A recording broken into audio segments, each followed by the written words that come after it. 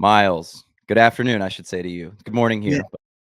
Good Uh, morning, good afternoon. Here we are. Thank you. Miles, you have a job that probably a year ago I wouldn't have known was a real job. So why don't you tell us a little bit about that, and maybe we'll go back to the beginning eventually and how you got into it. Super. Well, Alex, yeah, it's a great pleasure to be here talking with you this afternoon. Yes, thank I you. will say that I was a little nervous about this conversation because a speaking coach, I don't want to make a Yeah, well, I will terminate the call the first that I hear. you can call So, me out if I start doing it, just give me there was one right there. I just threw a. and here we go. This is going to Yeah, be a I nightmare. know. A nightmare. Yeah, so it's a great pleasure to be here. I operate a business called Speak Well, public speaking, coaching, consultancy. And essentially at its heart, it's a one-to-one public speech coaching consultancy, which is exactly what it says on the tin, really. So I work with a number of different individuals across a plethora of sectors, and that goes from director level, CEO level, all the way down to junior members of a team, account exec, people planning for their wedding speech, people planning for a funeral eulogy. Any opportunity where you've got to speak professionally is Mm, where I am usually engaged. Work with lots of podcasters, lots of YouTubers, large businesses, small businesses, financial management, a real cross section. So it's a really lovely place to be, that sense of variety and working with lots of different people. It's usually one-to-one, and that's a purposeful decision from me. I could have been a lot more successful and a lot more lucrative doing big presentation skills workshops to rooms of 60 to 70 people. But that approach is so scattergun for reasons we'll perhaps jump into in this conversation. mm, I just really like working with individuals, and voicecraft is so interesting, where everybody's own individual voice is specific to them. You might sound like somebody else, but you won't be exactly like somebody else. And those different sort of rise and falls and vocal dynamics and everything. It's really, really interesting to work with personalities, and it's my job to enhance what's there and try and move them to that next particular level. It usually starts off, the conversation usually creeps in at, I hate public speaking, I fall to pieces in front of people, please help me. So it sort of starts from a confidence building angle, but it soon sort of opens up very quickly, really. That's a nice entry level. And lots of people are terrified of public speaking. I think it's one of the top 3 human fears after heights and spiders. So it's that sense of just one-to-one and that real connection. So Why that's do it you in a nutshell. why do you think that is, that it's such a prevalent fear amongst so many people across all cultures too, as far as I understand it? I think it's a really good question, Alex, and I think it's quite I can give you a very broadish answer. I think it's mainly because anything can happen. Mm, It's uncontrolled. Okay, so, and I think that works in both ways. So you and I are very similar. We are audience members, okay? We like going to concerts, live sporting events, live theatre, ballet, opera, whatever, because it's so visceral and live. As lovely as Netflix and the cinema is, mm. going to an actual live gig of a group or an artist that you hugely admire, there's something so visceral and almost sort of prehistoric about it, really. It's an art form that's existed for thousands of years. So I think then you flip that to somebody who is working in their first entry level into an office, and they've been asked to do a speech to their group, to a client, or whatever. And suddenly the stakes are very high from that other side, because anything can happen. There's a sense of judgmental nature that people get as well. But I think it's just that sense that, oh my word, it's going to go wrong, and everything's going to go wrong. And with that comes a sense of tension, clamming up, feeling nervous. So I think it's purely down to that particular fact, really. Isn't it kind of interesting though? I played sports throughout my life. Maybe you've played some, but when I was a kid playing sports, I never got nervous like that, but I was still performing and Yeah. anything could still happen, right? I played a lot of soccer. I could have an own goal. It's like one of the worst things can happen in sports. But I didn't really have that sense of anxiety playing a sport like I would even today when I go up to give a best man speech. even though I know I'm prepared and I'm pretty well spoken, Mhm. and I just heard the bridesmaid speech who was just god awful. So I'm like, well, I'm gonna be better than that no matter what. But there's still my heart starts to race a little bit. You Yeah. feel it, whereas you don't feel that when you go out to a sporting event. What do you think the difference is there? I think, on that particular example, I think, and you can always take your mind back to when you were a lot younger, when you were very small, okay? And again, doing sporting events, you just throw yourself into it. But even outside of sporting events, if you're in the playground or the schoolyard and your best friend said, "Hey, let's play hide and seek," you just go, "Yeah, great, let's definitely do it." And there's that sense of accepting those offers, and you're a lot more playful when you're younger. Mm, You're not sort of giving in to that level of peer pressure. You're just throwing yourself in hook, line, and sinker into every single scenario. So sometimes, and as the older we get, you get weighed down by the nonsensical nature of adulthood. You know, mortgages, bills, your phone bill. You've got to go to this interview, that meeting. Your day is much more compartmentalized than it once was. So you start to, someone will say, "Oh, okay, let's definitely do this." And your response will be, "Oh, yeah, but I've got work tomorrow morning and I should really look up, keep an eye on my bank balance. I'm not going to go out tonight." And this sort of sense of blocking an offer is more and more prevalent in that particular regard. With doing things at the current age you are, there's that great example of just throwing yourself into a football game or whatever, and then going to do a public speaking event.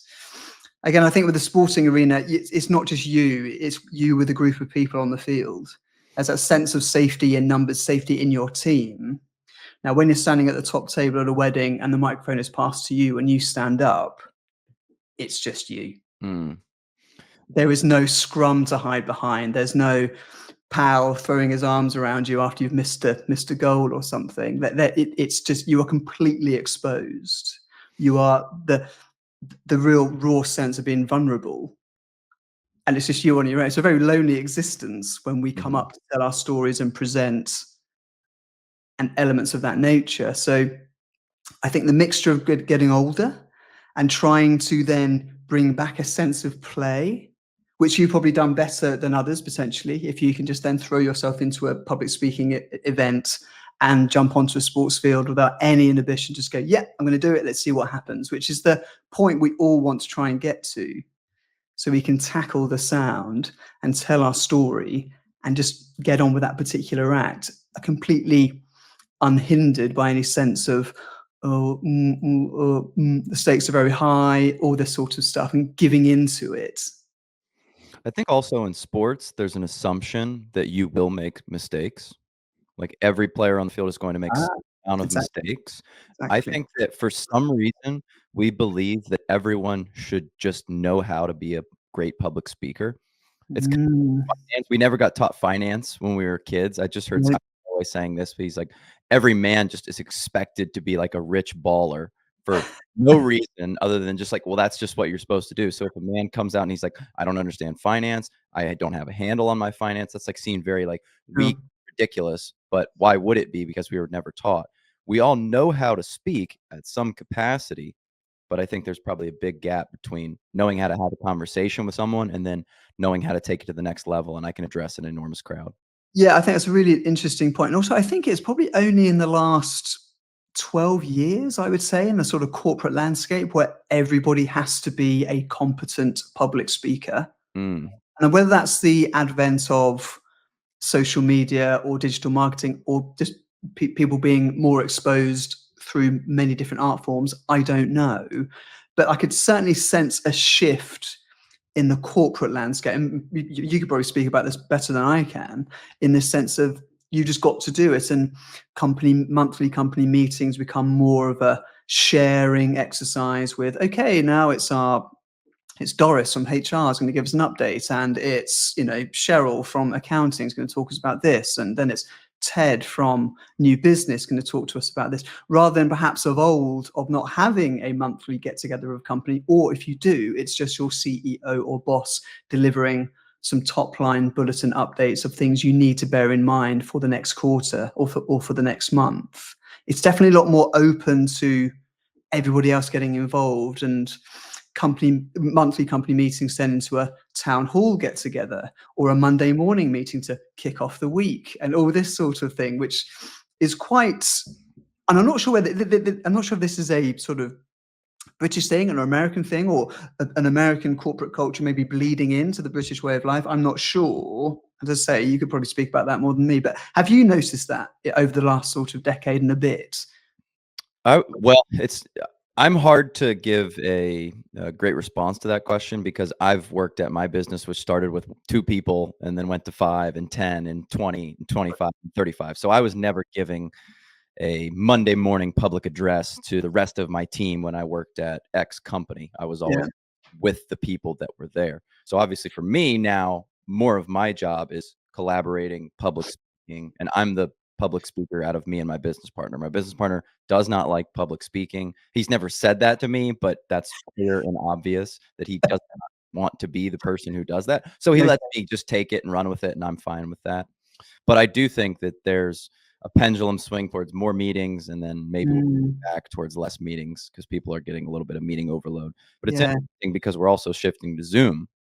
So maybe people have a little bit less nervousness speaking over Zoom than they would in person. I'm not really sure. Yeah, I think it's a fair mixture of nerves across both in person and presenting to the screen. Actually, I think even presenting in your in your kitchen to a meeting of 5 people at different points around the world, you're still on your own, and it's an even lonelier existence doing it that way because you've really got nothing to bounce off. It's very difficult to get a. It's fine for us like one-on-one on this call because we can get an emotional response from each other. But I think if you've got a call of 6 people and are all sort of looking at you in this sort of dead sense through a little box on your screen, it's a very, and especially if that one person's got to say something in that meeting, the eyes on that person become a lot bigger, I think, and they are a lot more exposed, and therefore the vulnerability is a lot higher. And that's why you get lots of this, people not quite looking at the screen or realizing where to look. Do I look at the dot? Do I look at That is a weird one. Where do I look? the, If you I know, make eye um, contact with you here, then I'm not looking at the yeah, camera. So exactly, it is an exactly. odd thing. It's tricky because again, I could look at the little green dot there, and that's probably the best place to look for the viewers of our conversation, say. But I'm not going to get a good response from the little green dot. I'd rather look at you.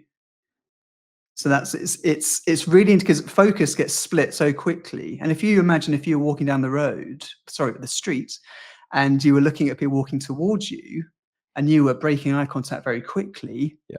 that to me screams a low status individual. Nervousness, anxiousness. Breaking eye contact very quickly, absolutely right. Nervous, anxious, that sense of anxiety. I'm not holding a position or holding a focus. I'm just breaking it very quickly. So all that sort of screams to me is, don't look at me. I'm not worth looking at. And I think in the virtual field, it's even more exaggerated because there are so many points to look at. And you get lots of people doing this as well, looking at things in their room or Mhm. the mic or down here, or especially if someone's typing I'll whilst do they're in that. a meeting, not listening. Yeah, great, thanks. Doing that sort of thing. Again, focus is split, concentration is split. So it can sometimes a virtual meeting can become a very pointless endeavor very quickly. Mhm. So yeah, the whole virtual thing is a real minefield.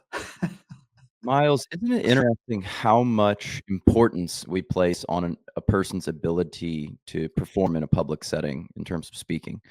Like, look at just for the United States, we have a presidential race right now, Trump and Biden, not to get political, but there's been a lot Mm, made of Biden's inability to articulate himself. And when you look back to someone like Barack Obama, mm, I tend to think that it really wasn't his policies that preemptively going into the White House that got him the nomination. People just listened and they're like, "Yeah, that guy. That guy's like, he's spitting it. We really mm, like what he's saying." Whether again, you could leave the speech and be like, "I don't remember anything he just said."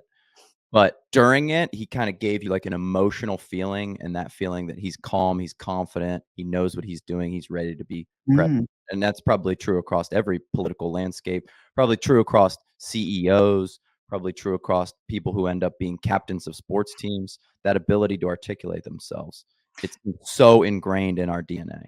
Yeah, exactly. And I think it's that, as you say, being articulate and just connecting in what you're saying. I think there are lots of people that are very high status, but when they speak, you get to the end and you think, oh, I think that was good, but I can't quite recall. Mm. I mean, the prime example over in your neck of the woods is any speech that Kamala Harris gives is just a word salad of, you get to the end and you think, what was the point of that? What happened there? What do you think's going on there? I don't. She's gotta have coaches, right? Well, I certainly hope so. Yeah, Lord knows what they're doing, but I certainly hope. It's not you. So, no, it's Disclaimer, probably- Myles is please, not the come on. coach. Come on. Yes, please. Yeah, that's to be a disclaimer at the beginning of this video. Yes, not affiliated. So I don't know what's going on there. I think we get sort of bogged down. And again, I think this could be the Facebook influx of our speech in the way that, if you remember the early days of Facebook, those inspirational messages that would pop up on your feed, and they really didn't mean anything. Like, you know, dance like nobody's watching, dance in the rain, all this sort of thing, you know, do it, or all that. It doesn't really mean anything. But when you see them, you think, oh, that's nice, or oh, okay, that's okay. And I'm not sure whether we've got to a point where that's all sort of bunched up and then just sort of plopped in some sort of sense generationally, and therefore you get a character like Kamala Harris, and it is just like someone's squeezed all these inspirational quotes from Facebook and just wrung them out onto her script.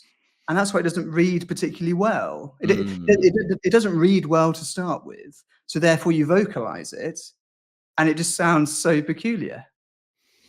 To play devil's advocate, do you think maybe we put an oversized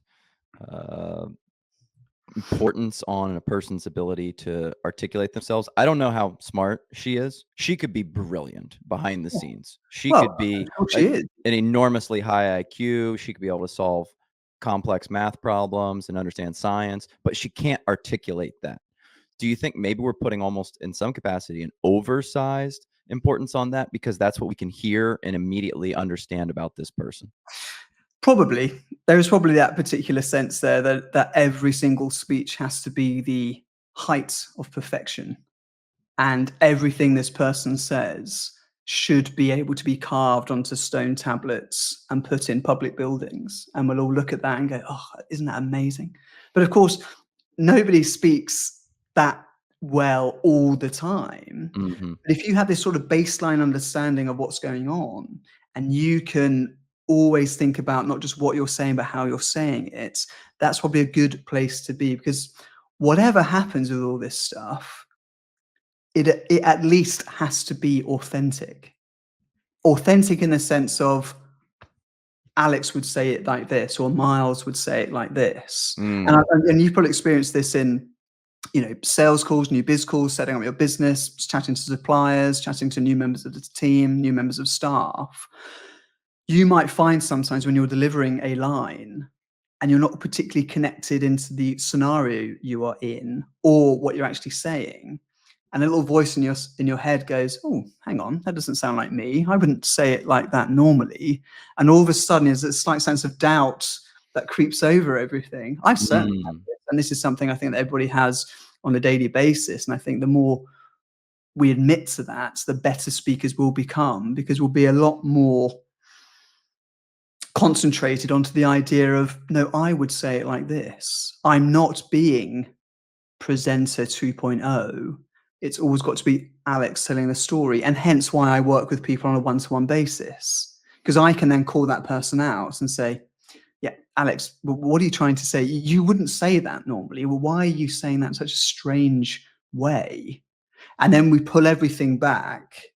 And this really helps with when you're putting a new biz deck together, or a slide deck, or a PowerPoint slide, or whatever. We can step back and go, so what do you actually want to say on slide 4? Oh, well, that's there. And you might just come out with loads of garbled rubbish. And I'll sit there and I go, and I could say, that sounds great, Alex, but why is that important? Why is that interesting for the sake of this conversation? And then we can just rein it back and find what the point is and why we're saying it and why that slide is there. Because I think as public speakers and storytellers, we have to be really bullish with ourselves and really look at ourselves and think, okay, why am I speaking? Why Mm, am I talking at this point in time? Why am I doing this presentation? Why am I doing this speech? Why am I doing this keynote? Why am I doing this TED talk? All these sorts of things is to really push yourself into a more succinct corner where you can then draw something out of that. Because otherwise, we're going to fall into the gap of Kamala Harris speaking for the sake of speaking. And we all know that's a pointless exercise. mm. And sometimes the speakers who say very little are the ones that are most powerful, the ones that. Exactly. Well, again, if you think about if you almost just picture a high status individual in your head, it doesn't have to be anybody, but it just could be a figure of somebody and what office that person holds. It could be a king, it could be a mega boss, it could be a president, it could be whatever. What are those main basic qualities of a high status individual? They maintain eye contact. Mm, They speak in very short sentences. They don't feel the urge to fill every gap with sound. it Whereas I think some sort of younger members of the workforce coming in now, or even people who are currently in the workforce now, think that speaking a lot, filling every gap with sound, is them appearing that they know what they're talking about and they're on top of everything. And look at me go, I'm talking and everything's fine. I'm filling every gap with words. duh, duh, duh, duh, duh, duh, duh. And all that happens is the audience stops listening.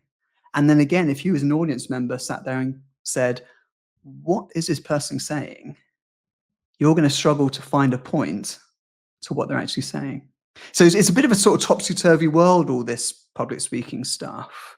But if you can boil it down to those basic parameters, why am I speaking? What's the point of this? It knocks you into a much better direction. And the sound and the voice that's coming out is a lot more connected to the person.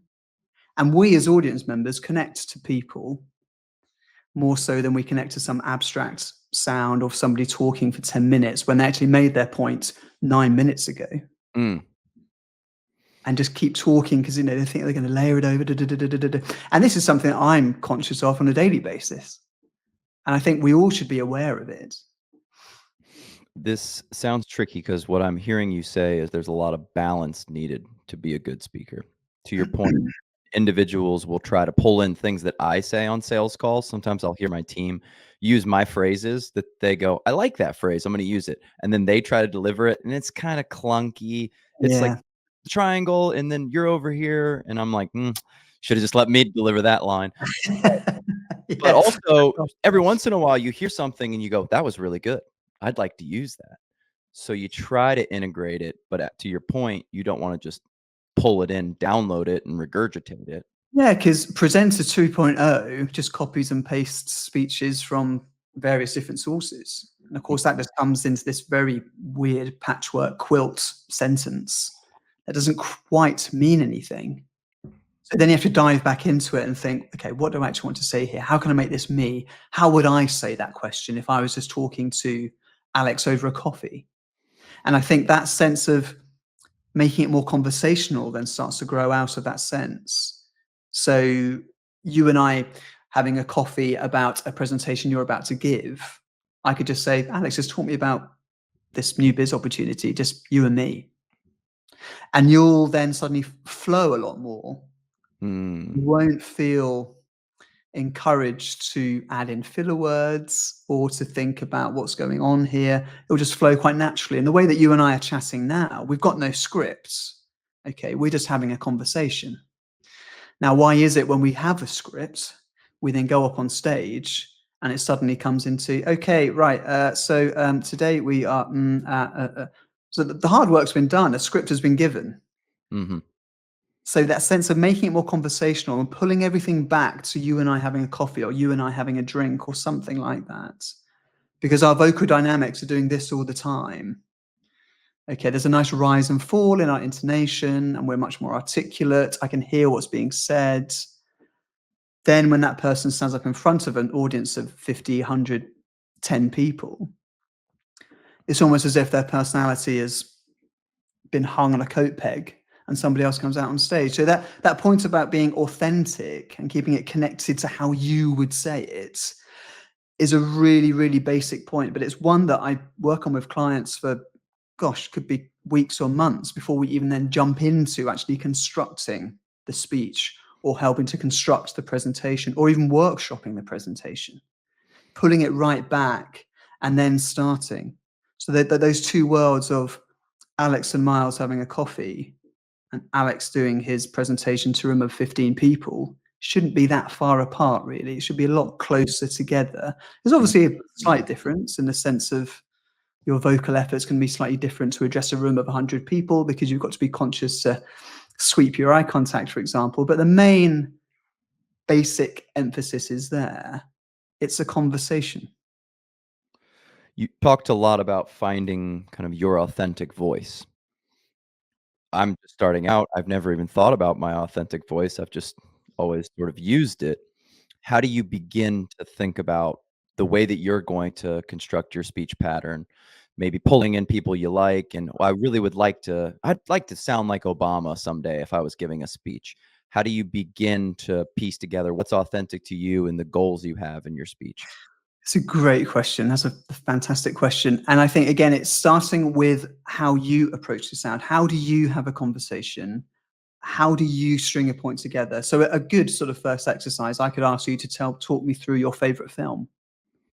And what is that? Because we are instantly connected to something. You're going to be instantly connected to your favorite movie or your favorite book or your favorite play or whatever. You'll be able to talk about that fairly well, I would say. Okay. You don't And have we to think too much about that. You don't have to stew on, "Why do I like Inglorious Bastards so much?" exactly, exactly. And then once we and you, this is always a good exercise I do with clients in my first couple of calls. We usually do something along these lines. You know, what's your favorite song? What's your favorite artist? Or what's your favorite movie? I think movies usually pretty good because we've all got our top five in our head, and it's so difficult to answer that question. But we've all got five films that we love in our heads sloshing around. And you can usually see people, when I ask them that question first off in our first session. So I've got somebody who might be quite nervous coming into this first session, and we're in a room, in a boardroom or something. And I've just said, okay, you know, talk me through your favorite film, stand up and talk to me about your favorite movie. And that's usually the worst part of the session for that person because they think, oh my word, I've actually got to speak now. I've got to vocalize something. I've got to put a bit of me out into the ether.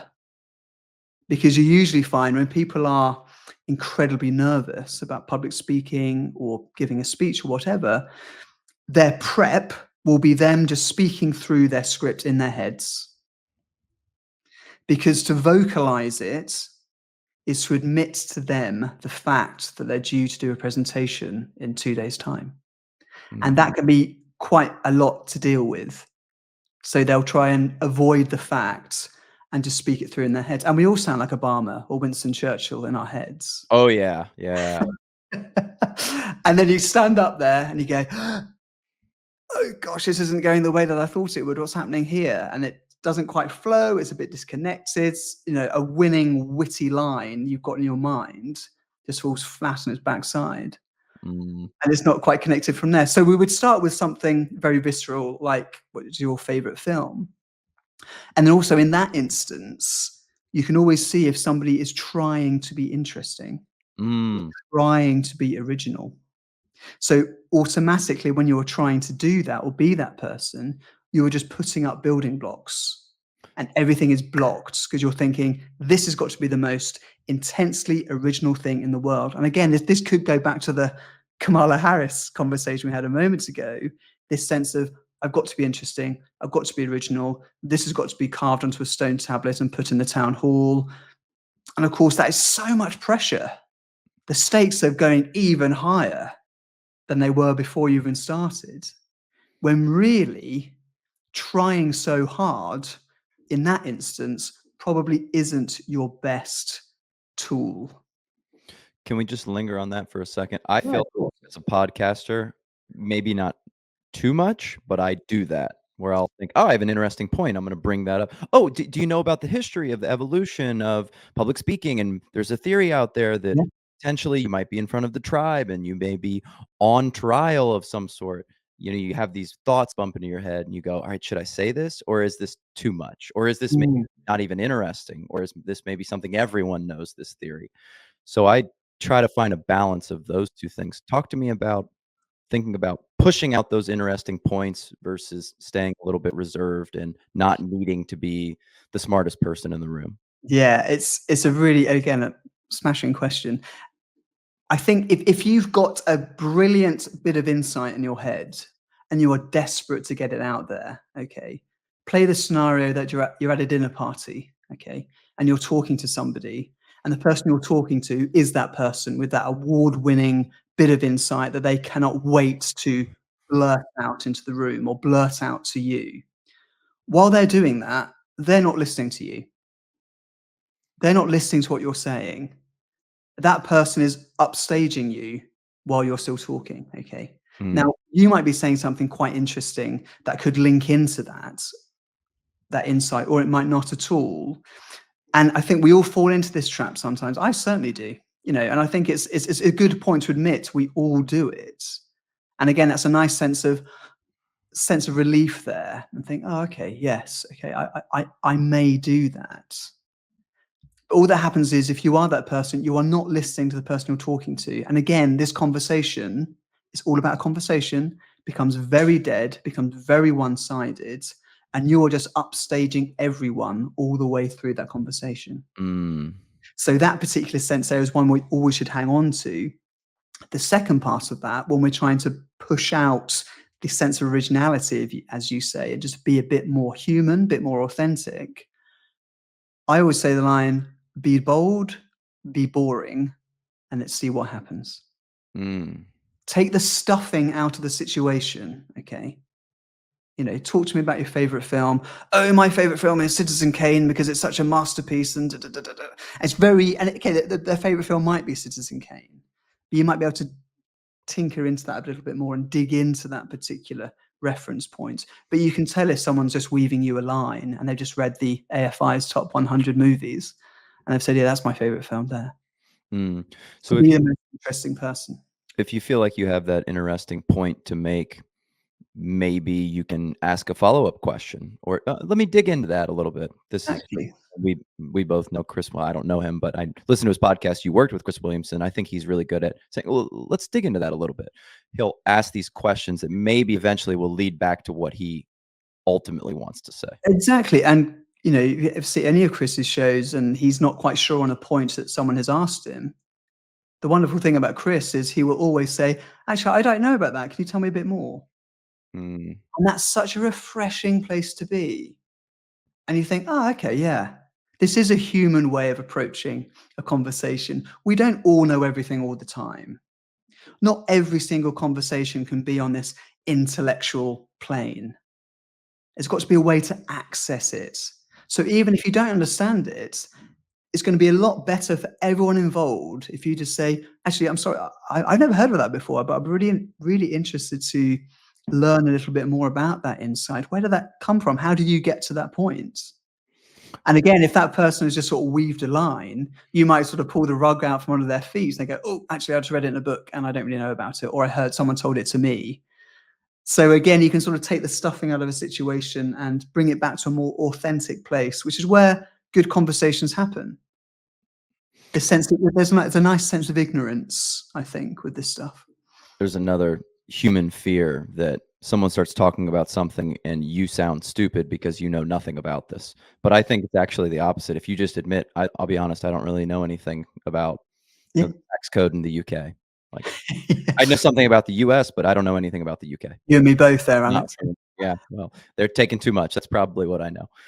It's always the way. But Always the way. I think that's a good way to endear authenticity, because if you just say, I'm not sure about that, and I think this is what maybe Harris sometimes runs into, she'll start to say something and then it tails off. And these are the clips that we love where a politician, Yeah. the reporter's like, I got you now. Yeah. What did you mean by that? There's a really famous one of AOC where the reporter goes, what do you mean by that? And then she goes, well, You know, I'll be honest, I don't really know a lot. This is not my, like, area of expertise, and it's just like, you should have just started with that. "Hey, this is a topic I'm continuing to learn a lot about." Exactly right. You know, it's a fraud that can be exposed very quickly, and it's a very, very dicey place to be, I would say. And I think we've all been there. I've certainly been there. Okay, I'm not saying I've never this has never happened to me. It most certainly has. Okay, but I know that if you're called out on it, it's the worst position to be in, because you think, oh my word, I look like an absolute prat now, because and really you just undermine everything. You could have been having a lovely conversation for about 90 minutes, and then that final 2 minutes you are exposed. And sometimes we And then over the dumbest things. Someone yeah, goes, yeah, "Oh, have you seen Citizen Kane?" And I go, yeah, I think so." And you're like, yeah. "I haven't. Why did I say Yeah, that?" yeah, exactly. I know you. There's suddenly this panic in your head. You think, "Oh my word, I better change the subject really quickly." Yeah, that bit in Citizen Kane is yeah. It was Or there's the good, other but I one where liked this one better. yeah, And like, or there's a one where someone says, "Have you seen that film?" "Yeah, yeah, yeah." "Well, I've seen the trailer," and yeah, they yeah, weave that seen in it. very quickly to try and sort of circumnavigate around this actual point, when really, if you're speaking to somebody who hasn't seen your favorite movie, is there a better conversation to have with somebody? You Mm, are introducing them to a wonderful art form that's brought so much pleasure to you, and there could be something in that you can pass across to somebody else. If art is about passing it on to generation, that's the most loveliest conversation in the world to have. And I love those chats. I think it's fantastic talking about movies, because we all love movies. We were brought up with them. We can probably remember the first film we saw at the pictures, you know, and that's a nice thing to do. The first film I saw at the cinema was Peter Pan for me, when they re-released all the 50s Disney movies in the late 80s, early 90s. And I remember it was Peter Pan. So of course that's always got a little bit of a extra special hook for me. And that's a nice conversation to have. It's a nice icebreaker, dare I say it. It's a nice way to look at things, and sharing. If conversations are about offering offers and accepting them, mm. there's no better way to do it than that particular way. It's authentic to you also. It is always that, and we'll probably keep saying that all the way through this conversation. But it is the be all and end all for everything. I only want to see somebody present or offer a speech as that person. Mm, I'm not interested in, as I keep saying, presenter 2.0. I'm not interested in that robotic approach to speech. I want to see that person. Of course I do. What is the alternative? And really, with that conversation, think what is the alternative, and why am I speaking? Why am I doing this? The kicker question that I usually offer to my clients quite early on is, when they're doing their presentation, I would just say, why can't this just be an email? What what's the point for you to justify your existence as a speaker to tell me this story? If I can see there's panic in their eyes, and they are, so in slide 3, we're looking at the quarter figures for, I'm just going to think, just send it to me in an email. I can see you're having a terrible time. mm. You're struggling to find a connection with this particular story or this particular manner. Why have you insisted that we sit down in front of you in rows and listen to you address the room like a Roman Senate or a forum? Why? Just send to me in an email.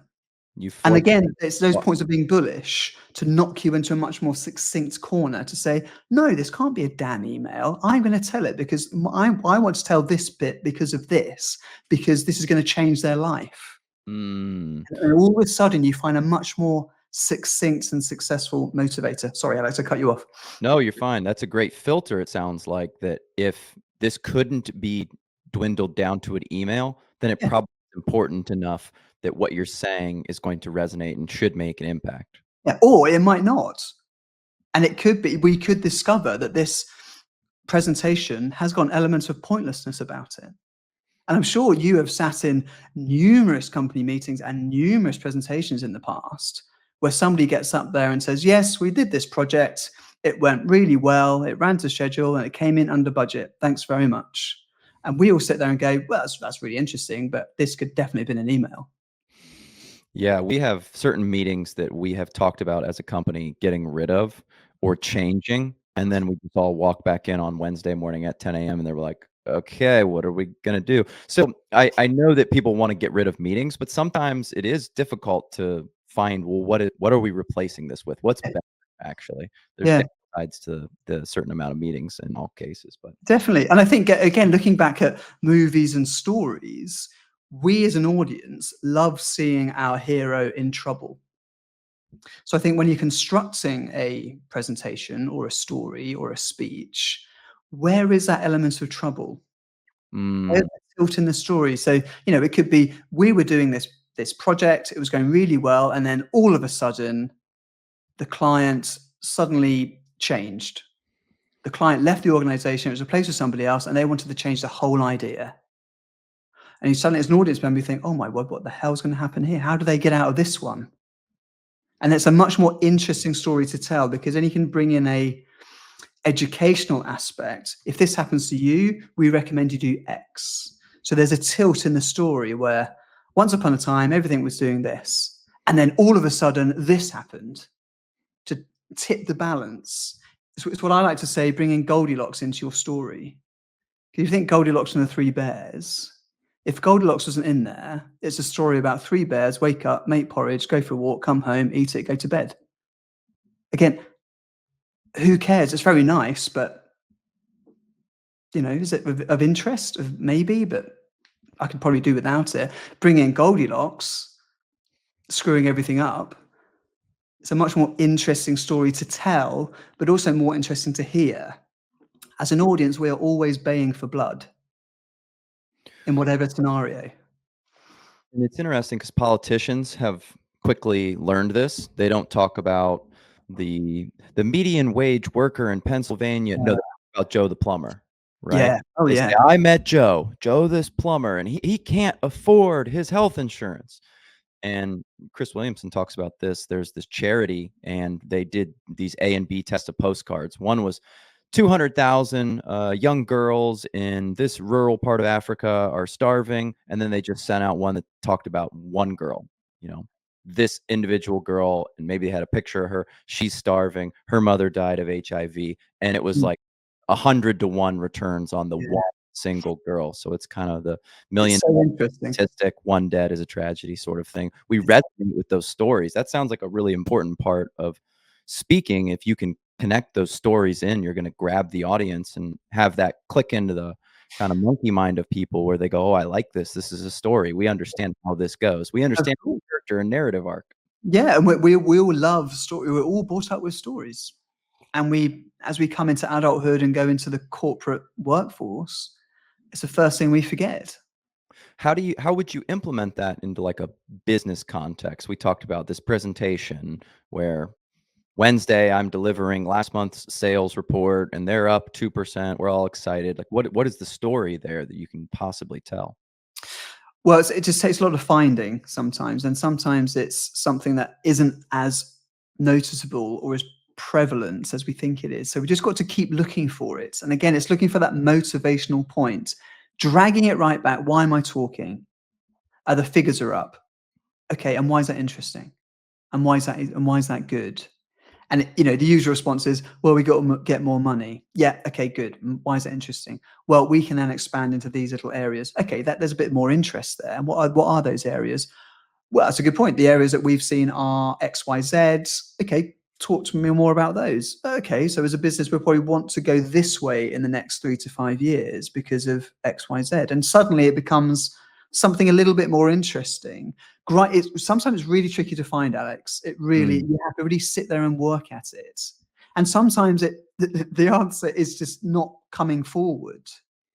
But the motivator for you to be speaking just cannot be, I am speaking because my boss told me to.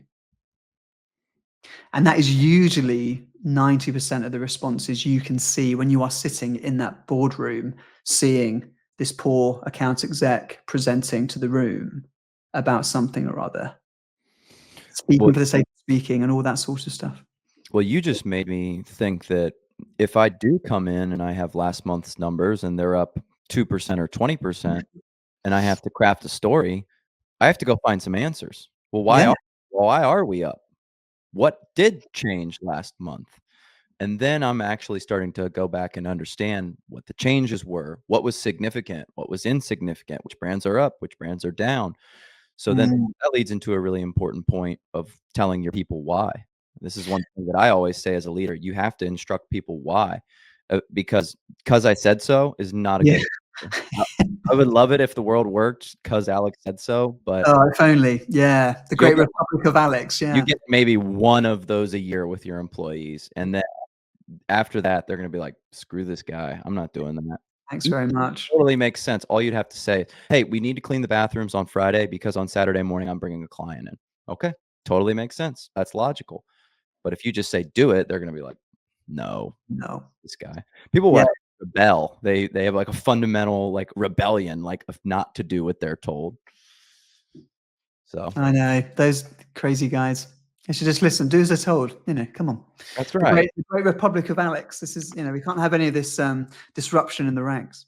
How did theater impact you? Because I read that was a big part of your kinda upbringing and how you came to think about public speaking. Yeah. So my degree was in musical theatre. Excuse me. So that's what I studied.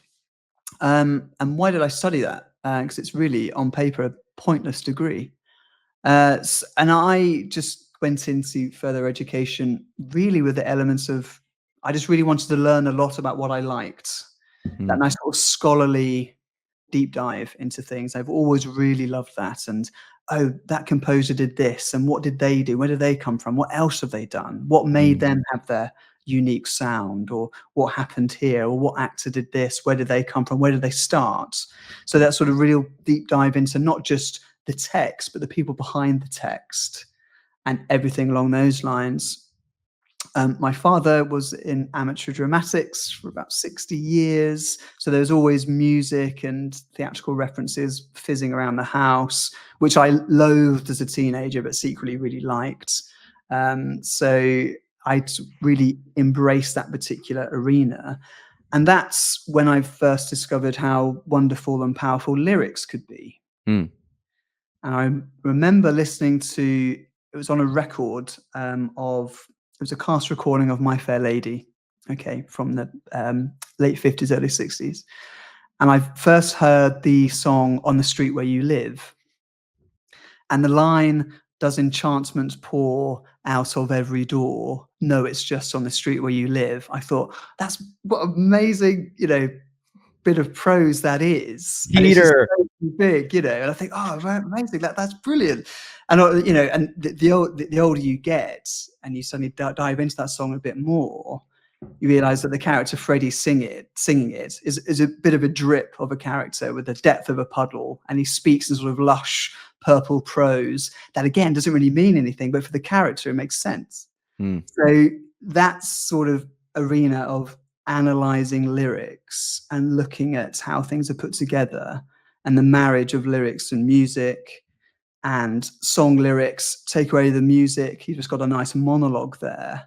And if that reads quite well as a straight piece of prose, then usually it's going to be a very, very good song. mm, If it doesn't, then it's perhaps not you might think, okay, this isn't a fantastic song, but does this not fantastic song fit in the main narrative of the piece?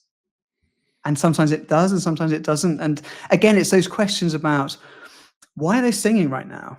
Why are they dancing right now? And if your only answer is, oh, because it looks pretty, then you're probably not watching a very good show or a mm, very effective show, shall we say. Because if you think about Broadway when early 20s, early 1900s, they would do musicals, but they would just be scenes, and then a musical number would just happen for the sake of it. It didn't really advance the plot or anything. These were like pop songs of the day, just plopped into the show. So it mm, didn't, and it was only until, I think it was Showboat, I think was the first one that really sort of was the sort of first book musical, if you like, sort of linking the songs and the narrative together. And of course, that was pushed even further with Oklahoma and Rodgers and Hammerstein and things like that. So these things of making sense. And again, asking those basic questions. So that particular principle, I then taken through with all of my coaching ever since, really, because it's so basic in that particular front, but it makes so much sense. It's so clear. Why would you not do that? You Mm. know, so that element of theatre and going through there and having a very, doing lots of study in theatre and not really doing it professionally, but doing a couple of things here and there and quite a bit of stage work. And that then helps with things about elements of posture, how the voice works, what you can do, how you can make the voice work in the way that you want it to do, how you can bring some control into what's going on. So as we talked about at the beginning of this call, this idea of I'm not in control of anything can happen. What am I in control of? I'm in control of me, how I hold myself. What does this look like aesthetically, but also in the physical nature? Is this good for my voice? If I stand like this, what happens if I stand like this? What happens if I stand here? This is, Mm. me holding a high status persona. What does it mean to be high status? What does it mean to be low status? What's going on here? What are those changes? What's that connection? What does that feel like? If my voice goes up here, what if it comes down here? What happens? And again, that chat about you and I having that coffee, that conversation, where our vocal dynamics just do this all the time in conversation. But when we come to speak professionally, hi, good morning. So today we're going to look at the forecast for the next 3 quarters and slide 1. Can you see the slide? Yeah, great. So on slide, it just becomes a different person, and that disconnect creeps in. That's a very long-winded answer to why is theatre important to you, but No, clearly you're passionate about it, and I'm assuming having seen great theater over and over again, it just clicked something in your mind. You went, "Wow, that was a really passionate thing." Well, what did that person do differently? exactly, yeah. And why did I like it? Why do I enjoy it? Mm. Because again, back to your favorite film. What is your favorite film? Oh, it's X. Why? Oh, I just really like it. You might go, yeah, okay, great. There's probably a little bit more there. Should we just see what else is there? So, sometimes there might not be, but usually there is something else behind it. Oh, the story really resonated with me. Okay, why? Oh, because da, da, da, da, da.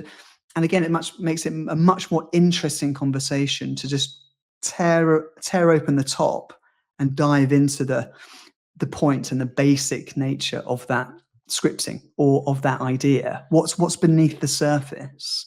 Because that's where the interest lies. And I think intelligent people intuitively want that. Mm. If you're talking to someone, not to say who's less intelligent, they may just wanna talk about surface. "Oh, I like, this movie because there's a lot of action and, like, it's exciting." It's like, "Okay, cool." But I think a more intelligent person will want to understand why and drop down below those layers. Yeah, I agree, and I think we all like films that sometimes we don't have to concentrate on, and it's quite nice to have that something just to wash over us, and Mhm. just something that we haven't got to concentrate too much on, and just a bit of a switch off or oh, okay, let's just watch something light. After watching a very intense movie, let's just watch an episode of Family Guy before we go to bed. That sense of just cleansing and just removing whew, wow, gosh, that was really jarring, that particular piece. I need a bit of comic relief just to knock me back into a more sort of sensible position before I either go to bed or go to work or whatever. What about body positioning? How does that work? I see you use your hands a lot. It's kinda hard for those just listening to Yes. see, but you have a lot of hand gestures. Not quite Yeah. in level hand gestures, but you use your hand. Yeah, I think that's so again, and this is usually a question that comes up quite early on in my coaching with the new clients. They will say, "So hand gestures, what do I do? What do you want me to do with them?" And I always say, "Well, I'm not going to choreograph hand gestures for you. You've already got enough to think about. Because otherwise it's, okay, Alex, on slide 3, can you put your right hand here?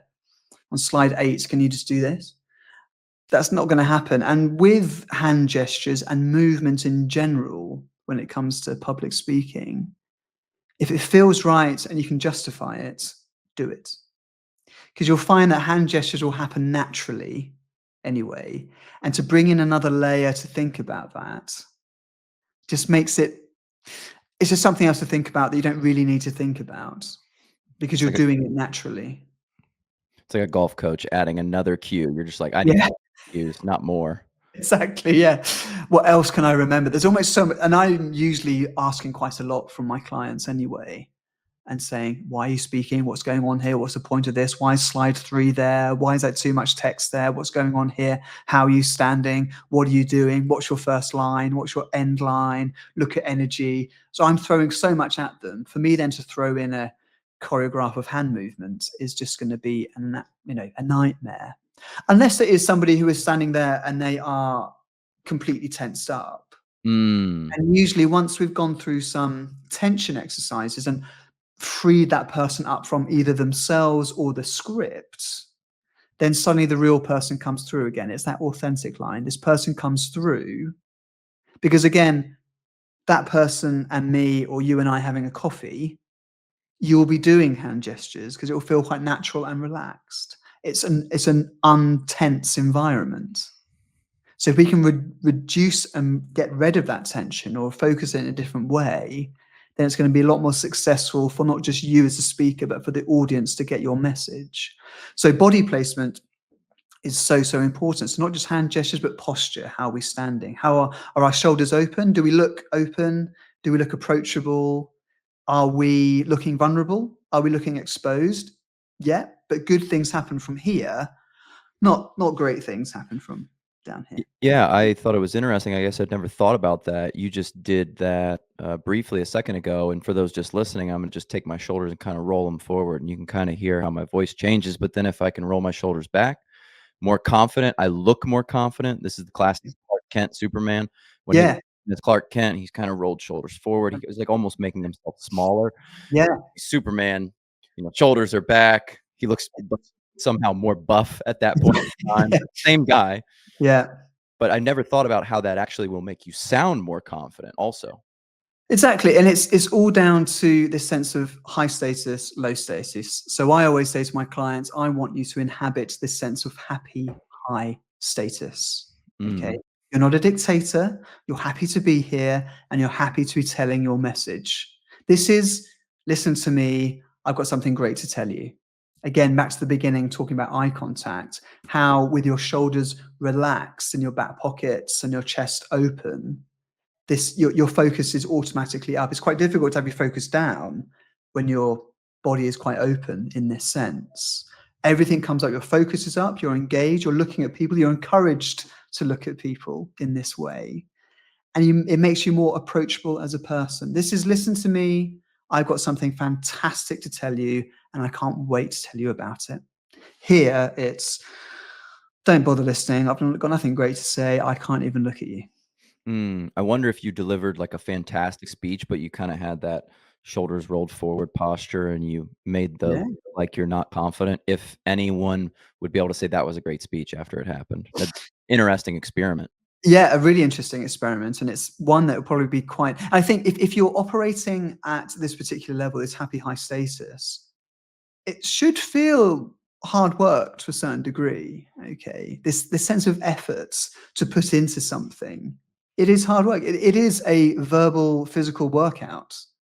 Doing public speaking, I'm sure in your career, Alex, doing keynotes and speaking to a room of people, you come off thinking, "Oh God, I feel exhausted," but that was amazing. Yeah. When you feel that connection and you're there, it's rewarding because you're putting the effort in. It's very similar to doing a gym class or doing a fitness event or something. It's this sort of muscular, it's physical, it's visceral. It's something that you can connect with because you're just holding yourself in that way. When we're nervous, we carry a lot of tension in our shoulders because everything's quite tense. I'm trying to think about everything, and my world is very small, and I've got to remember my first line, and I'm sort of mumbling, and I've got to think about my next slide and what's happening here.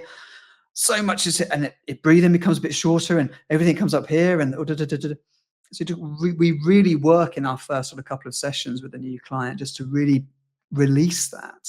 Mm, What does it feel like to just have all that out? And we usually do some tension exercises where we really tense to the nth degree and then release. And that sense mm, of relief and shooting that negative energy out of the body. We can't really eradicate nerves so much, but we can look at them in a different way. Nerves can be turned into anticipation and excitement, and then use that to our advantage to push and to tell our story or to put our message across. Because if you see somebody who's incredibly nervous, it's very uncomfortable, not just for them, but for us to watch, because we're just Yeah. thinking, oh my word, you poor soul, I can't wait for you to come off stage when you can just, get this ordeal over. It's the voice. It's the you can hear it. What is that? Well, it's a sense of just not being connected with your larynx. You're not giving yourself room to maneuver as a speaker, and this is where people start to speak too quickly, Oh, yep, yep. and that's usually that's a And not real big point. not loud enough is the one that I get a lot. Maybe this is a product of people not using the microphone often. Mm, Not on a mic, or even if you are on mic, but you're kind of far away, they yeah, start talking and it's like this, and it's really yeah. quiet. You're like, you wanna just shout from the back of the room, "Speak up!" Speak up, exactly. But what does it mean to speak up? Or you're speaking too quick, slow down, is a note that lots of my clients have when they come to see me. And really, if I was given that note, okay, Miles, you're speaking too quickly, slow down. I, as a person, I'm not sure how I'd take that note on board. Okay, Alex, is this slow enough for you? And it's Or just thinking, what can we do with that note to make it more acceptable for you to do something with it? mm, So and it really, it's that sense of, sorry to interrupt, but it's that sense of just to vary the pace of delivery, simply process the words you've been given. mm, So think about these points of diction, of articulation, enunciation, pronunciation. What does it mean to be heard? I can hear every word. Great. If I can hear every single word, that's great. My duty as a speaker and a storyteller or a public speaker is to make sure my story is heard. And as I say to my clients a lot, don't give me the opportunity to not hear what you're saying. mm, And what can one do with that? Process your words, finish your words, don't die off at the end of a sentence. Work with the natural punctuation that you and I, Alex, are using now in our conversation. I'm pausing on a comma, I'm stopping on a period. I'm not merging everything together, he says, knocking the mic out of the way. those hand movements coming in. I don't see, this is the downside to all this sort of stuff. So that sense of just being connected and finishing your words, because otherwise it's, good morning, everybody, it's great to be here. As opposed to, good morning, everybody, it's great to be here. How are you doing? Great, I've got such a good presentation to talk you through this morning. On my first slide, you can see this chart here. So what does this chart mean? You can, if you're heard, that's everything we need. If I can't hear you, there's no point speaking, send me that email. Well, if someone can't hear you, it's obviously they're not delivering it with confidence right off the bat. If you don't hear them talking like this, you could be saying the best thing in the world, but you need to speak up. You know, it's the old Kevin Hart joke, "Say it with your chest." Yeah, exactly. Yeah, That exactly. So this nice open posture. Yeah, shoulders back, nipples forward. Let's get cracking. Here we go. Yeah, I'm fronting my sentences. I would say it's rare someone's probably too loud. Is that fair to say? Maybe sometimes, but you'd really almost have to try. I think it's a really good point. I think the point you said about microphones, microphones aren't going to help you be heard. I mean, it sound louder, but if you're not eventually, it's just going to make the It can be worse too, especially, like, exactly. in the Yeah, back of the room, and you're like, yeah. I can see that they're moving their mouth, and I can hear this little but it's so much worse because you're like, I'm not close enough to actually hear their voice, and I'm not hearing the microphone at all. It's Just well, such a nightmare. exactly. And as soon as you have asked yourself that question, "I can't hear them, what are they saying?" As an audience member, you are now not listening to what they're saying, because while you're having that internal monologue with yourself, the poor chap or the poor girl is still talking, and you're gonna get to the end of the presentation, and you're gonna have missed 12%, 6% of the presentation, and that could be the most important part of the story that the speaker calls back to at numerous points. And because, you know, audiences tend to be fairly lazy in that sense, that if I can't hear what you're saying, I'm not going to try and catch up. I will try and merge something together what I think you're trying to say, and I'll just rejoin you when you change slides or change emphasis. So Mm. therefore, you've lost me. You've lost that one person in a room of 10 people. And that's not great to be an engaging speaker or to bring everybody with you when you're telling your story. What about, like, um, And I have a theory that is the new like. Do you, that's a fine theory. I'm on board with that theory. Yeah. I came up with that myself, and Yeah. Well done. Yeah. it's something that that one's. I catch myself doing, and I didn't even realize that that was something that I would do until I listened back to some podcasts, and I was like, why am I saying that? And it's funny. And I think 15 years ago, it was literally was the filler word. And that's now changed to like. And I think basically has also crept in. Ooh, that's a good one. So basically, all I'm saying is basically what I want you to do is basically, can you do, and you think, what am I doing basically? What do you mean? What's going on?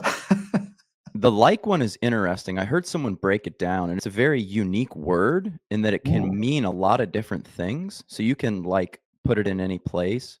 You can just, like go through the conversation, and that one is one that I think is a little bit past us. I think that's like your Valley Girl talk now at this point. If someone's doing that, there's something going on.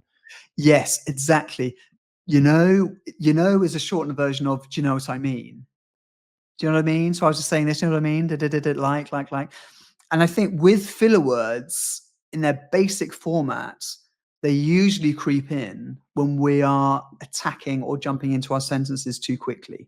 You're not giving yourself room to maneuver. Because if you think about what we said a moment ago about diction, processing your words means that automatically you are pulling on the reins, you're pushing your foot down onto the brakes ever so slightly to think about what's coming next in your sentence. So you as a speaker and a storyteller or a business leader can think about where you're going with your story. It opens you up to improvise, to be a bit more spontaneous. If you think spontaneous speech is the place you want to get to, spontaneous speech, fluency of thought, they're the two places we'd love to be in, that particular sense, he says while saying, it's this idea of just processing through these words. The English language gives you everything. Trip over them at your peril, because those filler words will creep in essentially because your brain can't keep up with your mouth and you're just going far too quickly. And then, okay, yeah, like, so. Do you think it's something that really does take away from your speech? How big of an impact is that? If I'm trying to get, to just 10%, top 10% of public speakers, think about that, or are there other things that you would think about first? I think it's definitely got the opportunity to undermine your confidence and undermine the authority that you think you're building. It can really pull away at that. And I think sometimes when people are trying to start the sound, and if you're very nervous, this is always the worst part to be, the bit before you're about to speak or when you're just starting to speak. That's why you get lots of, especially on virtual calls, okay, lovely, good morning. So can you all see my screen? Great, fantastic, great, brilliant. Okay, so there's just been a load of bluster. And what has actually happened? If you were to look at that written down, what on earth did that look like? Why are you saying all this stuff? As opposed to just jumping in and get going. Start the sound. That's why I always say, if you're going to do your meeting or your presentation, just think about what your opening line is going to be. It doesn't have to be anything too set. It could be a salutation or whatever, but you need to visualize something. Have something. Hello, good morning, great to be here. It could be as simple as that. Or good morning, everybody. Today I'm talking about, just to get into it and get going, really builds that sense of confidence, just to bang, get your audience on side. Here's my story. You've all come to listen to me. Let's get going. To undermine one's confidence is so easily done. Breaking focus, not concentrating on people, not articulating a point, not vocalizing to the end of a sentence or a thought, putting in too many filler words. And the thing is, if you notice a filler word, I guarantee as an audience member, that is all you're going to be listening out for. You'll be doing a tally of how many times they say, mentally. Okay. So again, you're not listening to their story, because really to bring in, after every other word doesn't make sense on paper. So it's very difficult for us to get involved in that conversation or involved in that story if all we're hearing is, do you know what I mean? Do you know what I mean? Because to answer that question, do you know what I mean? You're going to say, well, yeah, I can read a rational thought. Yes, that's absolutely fine. I'm with you. That's really interesting to think about it as a written piece as opposed to something spoken. Exactly. Again, go back to song lyrics. Take away the music. You've got the prose there. Can you read that as a monologue? Yeah, I can. Great, brilliant. That makes sense. This makes sense to me. I'm leaning in on those commas. I'm stopping on a period. When I move on to my next paragraph, there's a change in emphasis. Things are moving. And again, I think as business leaders and as public speakers, we want our audience to have moved from one place to the other once our presentation or story is finished. And again, that helps with the relevance and to push our message across. It moves it in a direction. Your audience is moved somehow, even in the sense of thinking about things in a slightly different way before you started the presentation. One thing that I think you hit on there was pausing before you begin to speak. We talked about it earlier. People want to fill airspace. Mm. So if I just say nothing there, you naturally want to go, I should jump in. It's my turn to speak. But maybe I'm just pausing. And sometimes it's actually awkward on podcasts where I'll be listening to one and someone will ask a question and the speaker or the answer will just go. And then I pull my phone out and go, did it pause? What happened? But I think really with that, there is so much authority in a silence. I agree. And especially if, I think we always have to remember, and I'm guilty of this more than anybody sometimes, that your audience isn't blessed with your level of insight. So for you just to gloss over a couple of sentences really quickly, this might make sense to you, but we as an audience, we need time to absorb what's going on. And sometimes a 2-second pause from the speaker, okay, for you, Alex, it might feel like 20 minutes, but for us, the listener, it'll feel like the eighth of a second. It will feel perfectly natural. And that gives you time to think about your answer. Yeah, And then instead of, well, exactly, so you just exactly. get rid of all that and start your answer. Yeah, exactly, because it's almost this, we don't want to jump into our sentences far too quickly. So again, if I was introducing you on stage and it was, ladies and gentlemen, it gives me great pleasure to welcome your friend of mine, it's Alex. You'd walk out on stage to rapturous applause. You'd walk up to the podium at the front. You'd let the applause die down. And then you would start your story. You won't be speaking as you were pushed on stage, okay? Mm. Almost sort of pull it back to that sense of, I am speaking live. And I know that's quite difficult to do sometimes in this virtual setting where we are. But if you can just take a beat rest or a pause for 2 seconds or a second before you start the sound, you bring everything down to you. You give yourself that chance to really start to engage in your story. And as we know as speakers, how does one become engaging? It's by engaging in your actual story. The Mm. audience will want to come along with you if they're engaged in what you are saying. I was just on a tour of a factory, which many people might think is boring, but one of the owners of the company was giving the tour, and the company's 70 years old, maybe something along those lines. And he was just really passionate about these tiny little minute details. And that machine right there, it's actually $10 million machine. And what it does, the only one in the world, you couldn't buy a machine like this. This was custom designed for our factory. He was just really excited about everything that Yeah. was happening. And that came through. Whereas if I just started 3 months ago, that machine, it's ours. It's an expensive machine. Like, you're not excited. It's an expensive machine. That's like a weird flex. Yeah, Why exactly. you why you telling me that? But he was so excited because he knew the engineer that designed it and built it, and it had been in the family now for 15 years, and it was still running, only one in the world just like that. So I think, to your point, that enthusiasm of it's your story, it's Yeah, your unique thing, that always exactly. does come through. That's such an important point. It's that sense of just getting into it. There is an interest. There's a passionate interest in that particular element.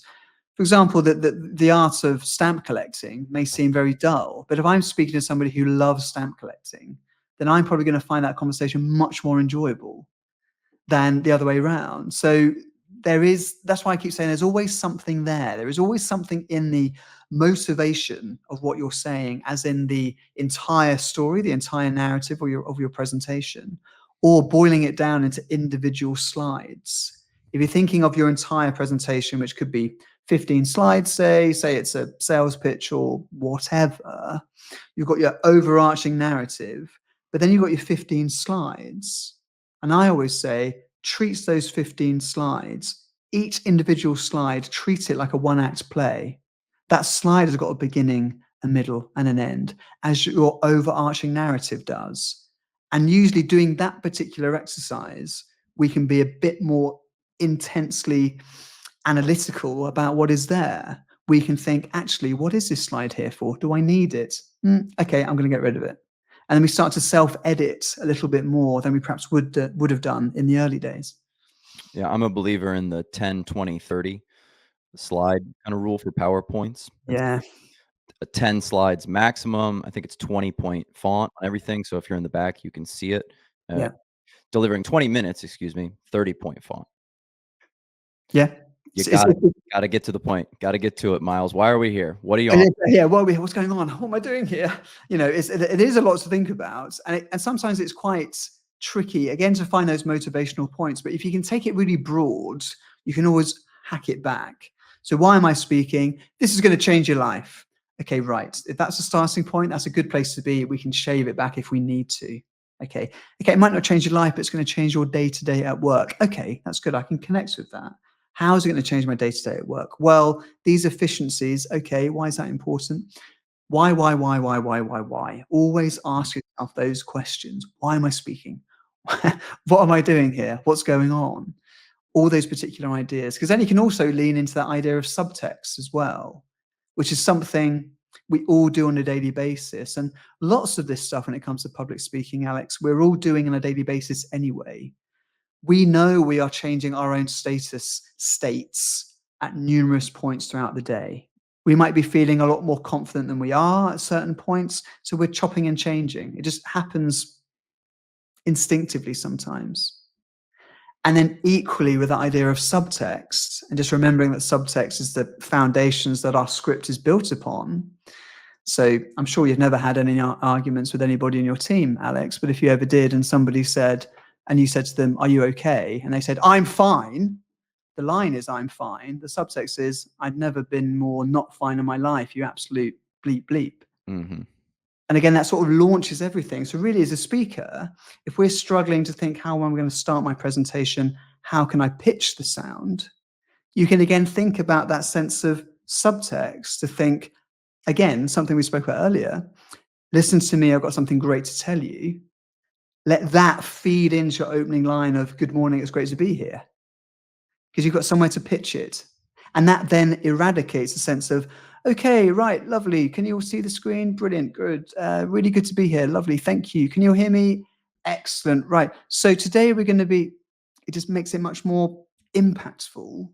And you can get cracking a lot earlier, being much more efficient with your time and with your story. And that also helps you think about not only what you're saying, but how you're saying it as those two basic fundamentals.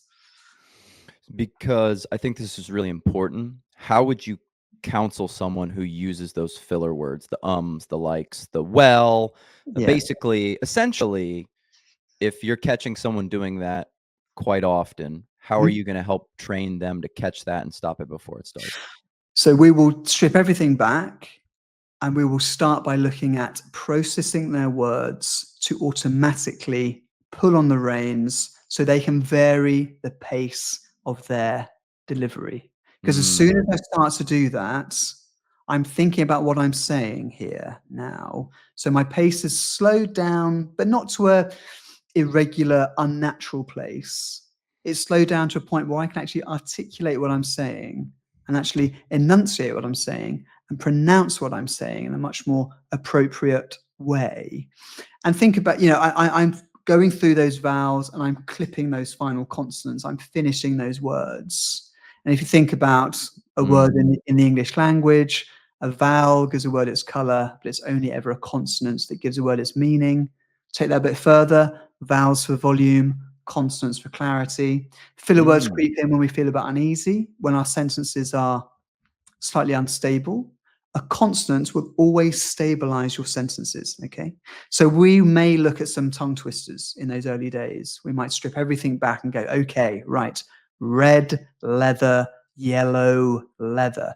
Mm. Appreciate, I'm not going to speak like this when I go and see my husband at dinner. Hello, how was your day? It's great to see you. But for the sake of an exercise, again, to push it to the nth degree and then rein it back in, you sometimes fall at a much more sensible level. This sense of like tensing and then releasing. If I can overemphasize my words, good morning, Alex, it is so great to see you. I love your cap. Then if I pull that back, it's good morning, Alex. It's so great to see you. God, I love your cap. I Mm. can sort of bring it back to a much more natural place. That sounds a bit more me, and that sounds a bit more that person trying to deliver their particular story. So how can we eradicate filler words? It's simply approaching the sound in a much more sensible sense of pace.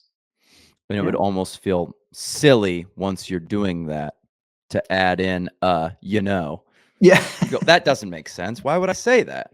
Exactly. And again, why would I say that? What am I saying? That doesn't make sense. Yet you're completely right. It's those sort of questions we need to be a bit more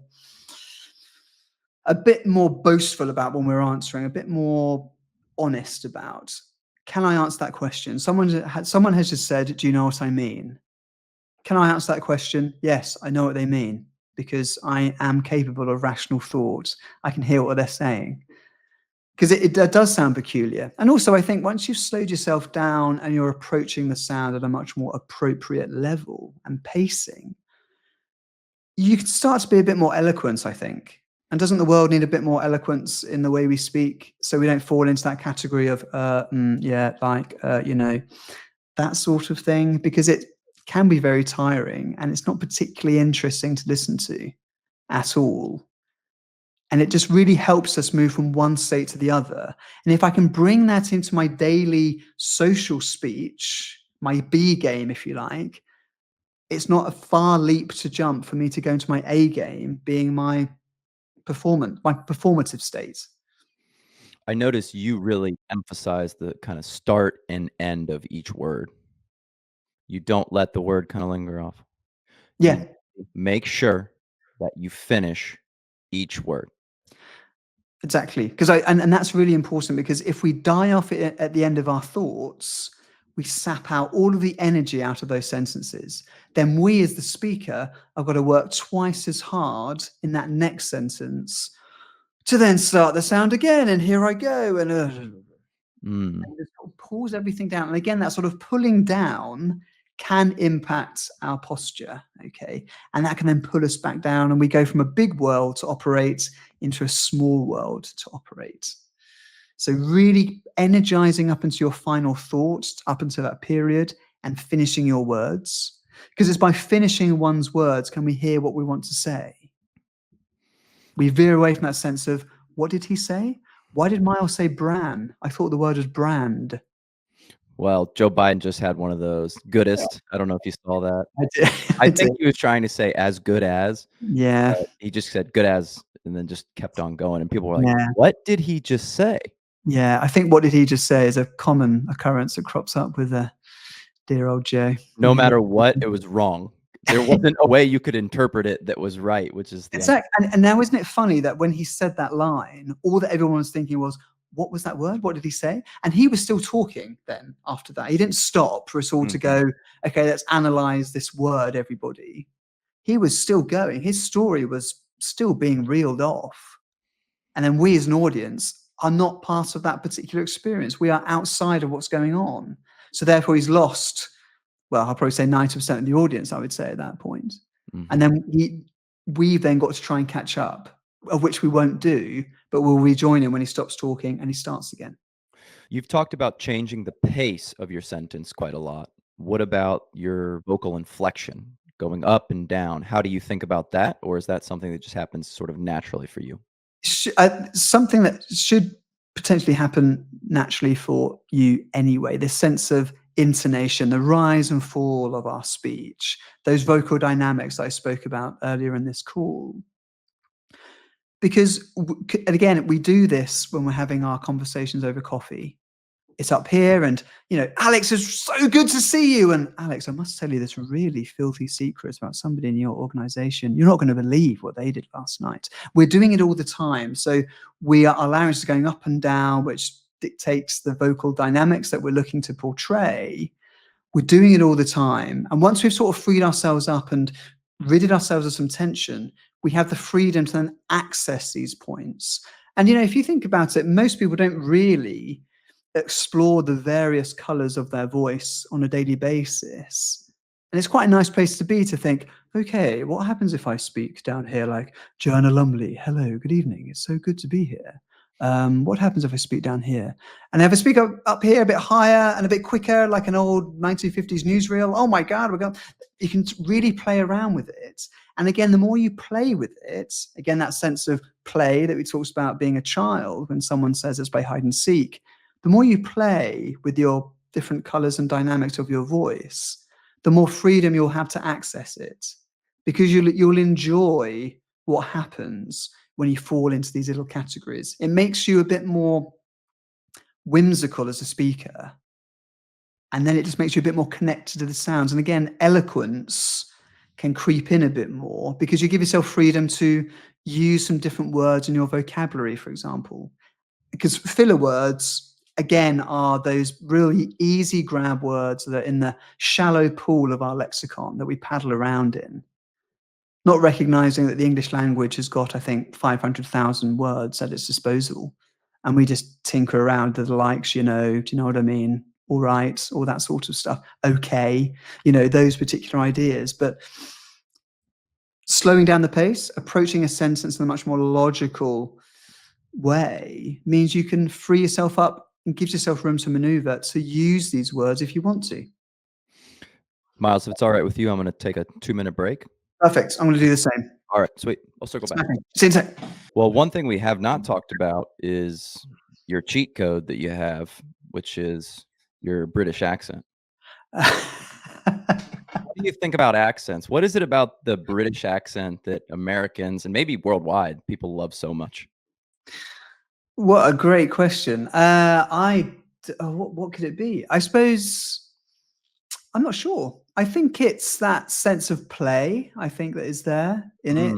I think that sense of not being afraid to use some different words, Sometimes it's, I'm not sure what he's saying, but he's saying it so well. There's that sense of just, pushing the response in that particular direction. It's a great question. I'm not entirely sure what it is, but it somehow has this impression that it's nice to talk in this particular way.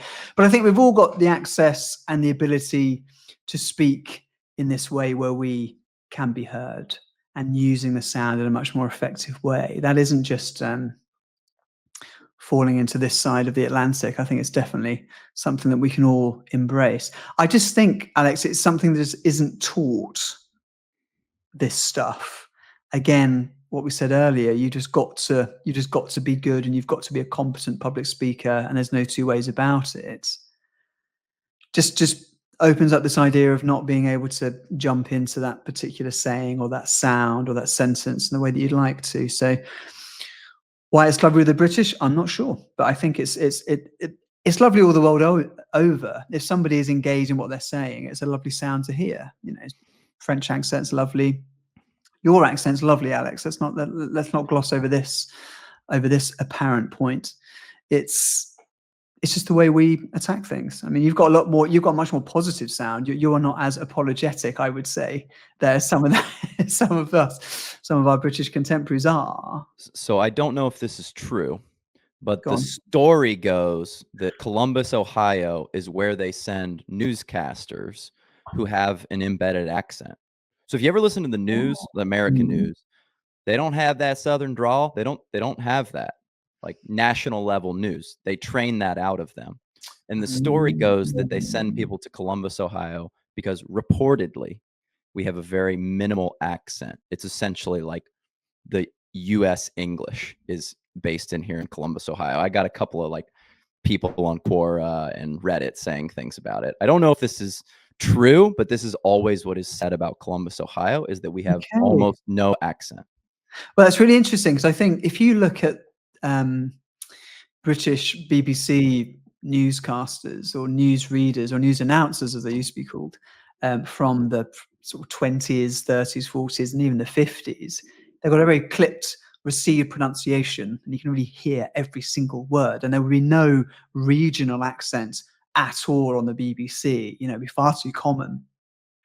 But to sort of admit that now would be an absolute, you know, a career-ending statement to make. Excuse me. This sense of, you know, we've got to bring everything down to that level or maintain a standard of speech. And I think really it's quite interesting to say this because I think where I operate, I am trying to bring in a sense of standard.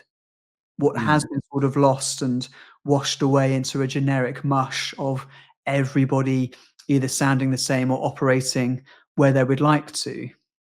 And that's fine in its sense of speaking authentically. But then I come in to go, okay, that was great what you said, but I couldn't hear a word of it. Can we just try that again with some consonants, please? To then mm, pull it to that next particular level. So it's interesting in that sense of moving from one point to the other. And maybe it's and I think filler words are a direct response to some sort of standard starting to drop mm. in something. Yeah, I read a play that I'm sure you're familiar with, The Importance of Being Earnest, Ah, Oscar Wilde, and I had to wonder, did people actually speak like this? I mean, I know it was a play, and it was supposed to be very witty and pithy, but I had to wonder to myself, like, did people in England in this very luxurious time period, Victoria England, did they actually speak this way? 'Cause oh yes, seemed definitely. it seemed like everything they said was, like, witty, pithy, important, subtle, kind of cutting almost. I was like, Yeah. "That would be fun to live in an environment." I remember the first I remember watching the film The Importance of Being Earnest, the 50s film directed by Anthony Asquith with Michael Redgrave, Michael Dennison, and Dame Edith Evans in it. And I remember watching that when I was very young. I've got a big interest in classical movies, again, from my father. And I remember watching that film and just thinking, oh my word, this sounds amazing. And it's even if I didn't understand what they were saying at a young age, I watched it. I could get the sort of humor, the rise and fall, and the quickness and the pace of delivery, and how there was no fat in a sentence. It was Yeah. all for its actual value. And then the next sort of extension from that, I got into, or really was interested in reading and watching and listening to Noel Coward, which is that next layer up from there, really. This sort of the way he would write his songs when I was quite small, I always said it was like Oscar Wilde set to music when Noel Mm. Coward would do a number. But I remember the bit that got me in The Importance of Being Earnest is when Algernon says to Cecily, all right, let me try and get this right, otherwise it's going to really annoy me. Would you be offended if I were to say to you that you are the visible personification of absolute perfection? And I thought, you know, everybody could say I love you, but saying it that, That's a hell of a line. but it's a lovely line just to say, you know. And if again, if you wanted to bring that into your daily vocal warm up, what a great thing to start with to actually get the sound working, you know. Would you be offended if I were to say to you, you are the visible personification of absolute perfection? As you said, we don't use a lot of words any longer. We like, "You're pretty, you're beautiful." Yeah, That's a hell of a way of saying it. exactly. Yeah, exactly. The things are limited down. So, yeah, there's so much stuff out there. And I think it's a bit like the more you read, the more you'll increase your vocabulary. I think if you read lots of plays and watch lots of older films or films from the classical canon, not just British movies, but golden age of Hollywood and that sort of thing, you just pick up these lines and this timbre and the way to approach sound and what does that sound like? Oh, that isn't that lovely to watch? And it's a really nice sensation. We do a lot of poetry in my coaching because it's such an expressive art form. Mm. It can really insist that you move from one state to the other, and you have to perform poetry. You Mm. can't just read it in that way, and it also helps you to slow down. The whole world is so fast and getting accelerated on an hourly basis.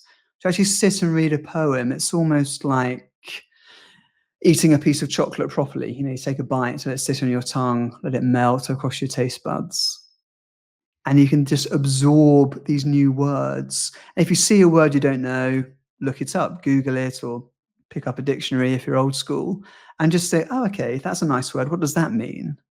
And as soon as you start to do that, you start to learn, that then sticks in your head. You might feel bold enough to use that in a sentence. And all of a sudden, you start to think about what you're saying again. And then eloquence can start to come into your world just a little bit, just poke its head around the corner. But you can start to embrace that sense of enjoying what you're saying. And then marry that with something you're passionate about. And then you've got a lovely story going on there. Hmm. Do you have any films or plays or pieces of musical work that you tell your clients, "Watch this, watch the way that this person does this thing, watch the way that George Clooney says this thing in this scene." Mm, mm. That's a great cue, a thing to pick up upon. Yeah, I do, and it's classical cinema. So I might say, watch this scene in All About Eve with Bessie Davis, or watch this scene from The Importance of Being Earnest, or read this passage from this Wild play, and just speak it out loud. See what you think about it, and just see what happens. Because it's lovely to introduce people to literature and films anyway. And again, it's a visceral and a visual art form that you can really get involved with. And again, because films of the 50s, 60s, and even earlier, the pacing is slightly slower than these days. It insists that you have to sit and watch it, and you've got to pay Mm, attention. You can't sort of kick back. I want you to be involved and to see where we go and what happens, and watch some nice visual examples of how one can approach the sound. So elements like that, and as I say, we bring lots of poetry. Actually, there's one piece of poetry we use quite a bit, and it's a Tim Burton book of poems, actually, and it's called "The Melancholy Death of Oyster Boy." And we do lots of, and the main poem in that one is that piece, the Oyster Boy poem. He proposed in the dunes, they were wed by the sea. Their 9-day long honeymoon was on the Isle of Capri. That's the first stanza. And it's quite a long poem. So sometimes we just delve into a particular stanza of a poem. And I'll say, okay, just read it, deliver it. Let's play around with it. Let's see what happens if you really perform this like you are the, Ian McKellen at the National Theatre, or you are doing it in this way, or what does it happen if, imagine you're reading this at a wedding, imagine you're reading this at a funeral, what happens here? Imagine you're reading this if you're crying, or you're really, really happy, or you're the most intelligent professor at an Ivy League university. This sort of thing. What can we do to play around with the sound? Because the more you play, the more you learn, and the more you listen to. So it's, mm. it's a great way just to do. We're big fans of poetry over here with the coaching. I imagine the first few times you try that, you're gonna feel really silly. Yeah. Oh, of course you are. Of course you are. Exactly. Yeah, yeah. I mean, even doing like a vocal warm up with me, I get some clients thinking, what on earth have I signed up for? I'm in this room in my office block with this mad man, and I'm putting stupid facial expressions. But as I always keep saying, look, we can play, we can push it to this next level, and everything's done for a reason. It's not just doing it for the sake of putting silly faces. It's doing it just to, okay, warm things up, okay, engaging in the facial muscles, engaging what's going on. Let's tense, let's release our shoulders. What's that feel like? Talk to me. It's a real organic process. It's not just me saying, do this, do this, do this, you'll be great. Thanks very much. See you next week. So what does it feel like to do that? Where are we going? And the biggest joy for me is to work with somebody on their particular speech or presentation, then to join them and go with them to that speaking engagement. And I'll help warm them up on the wings, and we'll walk around the set and get used to the auditorium or the room that they're going to present in, to make them deliver the best story that they can do at that particular time. It's a lovely being there from conception all the way to this sense of delivery. And it's amazing to see that, and how they move from one bit to the other. We might record their first run and then revisit that later on. I think I might be nervous if you were in the room. I'm a very imposing figure, yes. Yeah, that's okay. You can stay home for this one, Miles. I got But I think sometimes it's that sense of, "What are you saying? I'm imposing, an intimidating figure?" What a thing to say, Alex. Is judgmental too. yeah, and judgmental too, that's true, yeah. So it's that idea of but just being present is a nice place to be when they're doing their main event. Because if they might be having a bit of a wobble, I can then be there just to be on hand. Mm, And it's a lovely position to be in as a speech coach, and it's seldom mission accomplished, but it's that sense of I'm much better with it, but can we just check in again in 6 months' time for a tune-up mm, or something? You know, it's always something that needs to be developed and worked upon, and just revisit and see where we're going and take it in this particular direction and seeing how we are. It's something that's you've really got to work at it. And my big thing I always say is, why would you not work at it? Why would you not want to train yourself in this particular direction? It's the one way you communicate your feelings, your emotions, your message. You telegraph this to the world using your voice. So why would you not want to look at it in that way? and back to the beginning of our conversation, you can sort of hack intelligence. You can hack confidence. You can hack charisma. Yeah, If you're trying to get a girl or a guy, you can kinda exactly. hack that, Yeah. and instead of being the guy who walks in, "Oh, hi, Sarah, you're really pretty." You It's can just go, exactly right. It's how do I enter a room? How do I front a sentence? How do I start a communication? How do I start a story? What do I do? You know, how can I deliver this in a much better way? I don't want to go through life being really shy and introverted. There's going to be occasion when I'm going to be called upon, and I want to answer that call in a much more authoritative way. What can I do there? How do I do that? How do I appear to be more confident than I'm perhaps feeling deep down? Are there any mm, strategies and techniques that can move me from one phase to the other? What does it mean to tell a story? I've forgotten. What does it mean to improvise? I've never done it. What does it mean to use my voice in a more confident way? I've never done that before. mm, And it's that you know you go through lots of strategies and techniques. There might be some sort of tips and tricks you can help somebody out with, but usually it's far more a deeper understanding of what it is to speak. And again, what I keep saying, how we're speaking with what we're saying. Do you have favorite or those you deem to be the greatest of all time speakers? Oh, wow. Again, what a fantastic question. So I dabble in the past quite a bit just with my natural interest. So I'd always watch footage of Noel Coward speaking and holding a room or having an interview. Churchill speeches, FDR speeches, right? You know, Mm, you just sit there and listen, you go, wow, erudite, authentic, eloquent. And imagine the pressure that are on these individuals, and they've got to try and just get their message across, and in a real way where life was tough. We've got it relatively easy these days on a number of fronts. And I sort of think back to those individuals and how they approach sound and the messages they say. So, yeah, Churchill, Noel Coward, go back to the basics and how people actually approach things in an eloquent way. What is it they do? Why is it so good? And these guys work so hard on it. I mm, think Churchill would barely have any sleep. He was working well into the night on a speech, walk around the room, he would talk it out loud. He would take his speech for a walk, which is what I do with my clients. We just vocalize them as early as possible. If we're mm, constructing a speech together, workshopping a speech, I'll say, great, speak that out loud. And as soon as they do, we'll go, actually, it doesn't sound quite right. Let's change this bit here. To always veer people away from just reading things in their head, to get mm. them actually fronting the challenge that's there, but the exciting opportunity of putting your message across. So, yeah, I'd always go back to those figures of the past.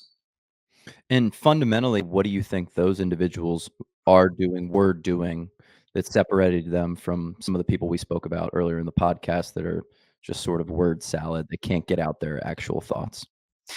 I think just thinking about what they're saying. and just actually going, what do I want to say here? And then literally saying it Just and not cutting it exactly, down. yeah. Again, and if you perhaps had this, if you're interviewing somebody for a job or whatever, if you've asked them a very basic question, why do you want to work here?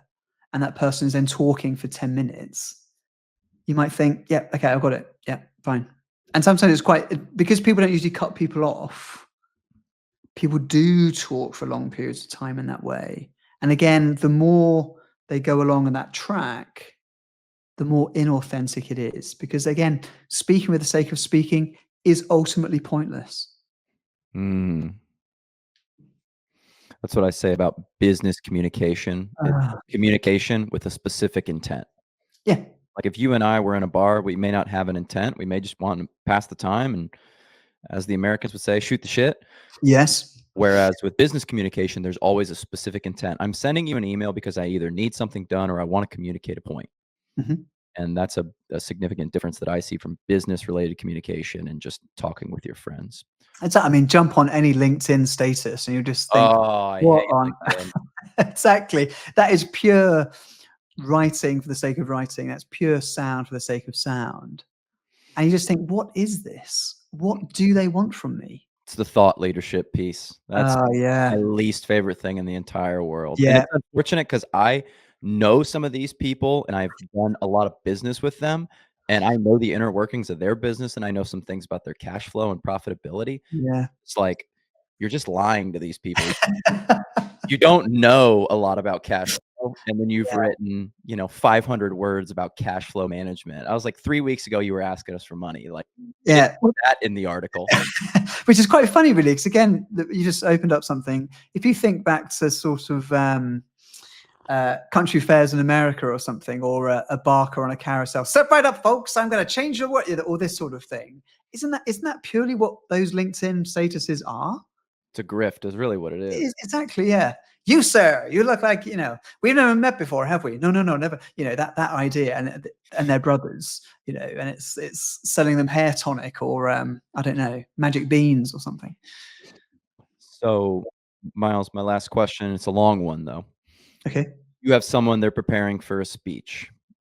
Most people, I don't wanna say don't get asked to do speeches often, but I'd say not everyone is going to either A, agree to a speech, or B, be in position to give a speech, but you're having to give some sort of a formal speech, maybe Mhm, a best man speech or a eulogy or mhm. sort of a business conference talk. We won an award early on in our business. We were the fastest growing company in Central Ohio for a year. And Amazing. Congrats. thanks. Founder of the paper called me and he goes, "You're gonna give a speech." And it was just kinda like, "All right, I'm gonna give it, I guess." He didn't ask, "Do you want to give a speech?" He said, "You're gonna give a speech." So you've been thrust into this position, you are going to give a speech in X amount of time. How are you thinking about preparation and execution for this to do the best job possible and at the very least not embarrass yourself?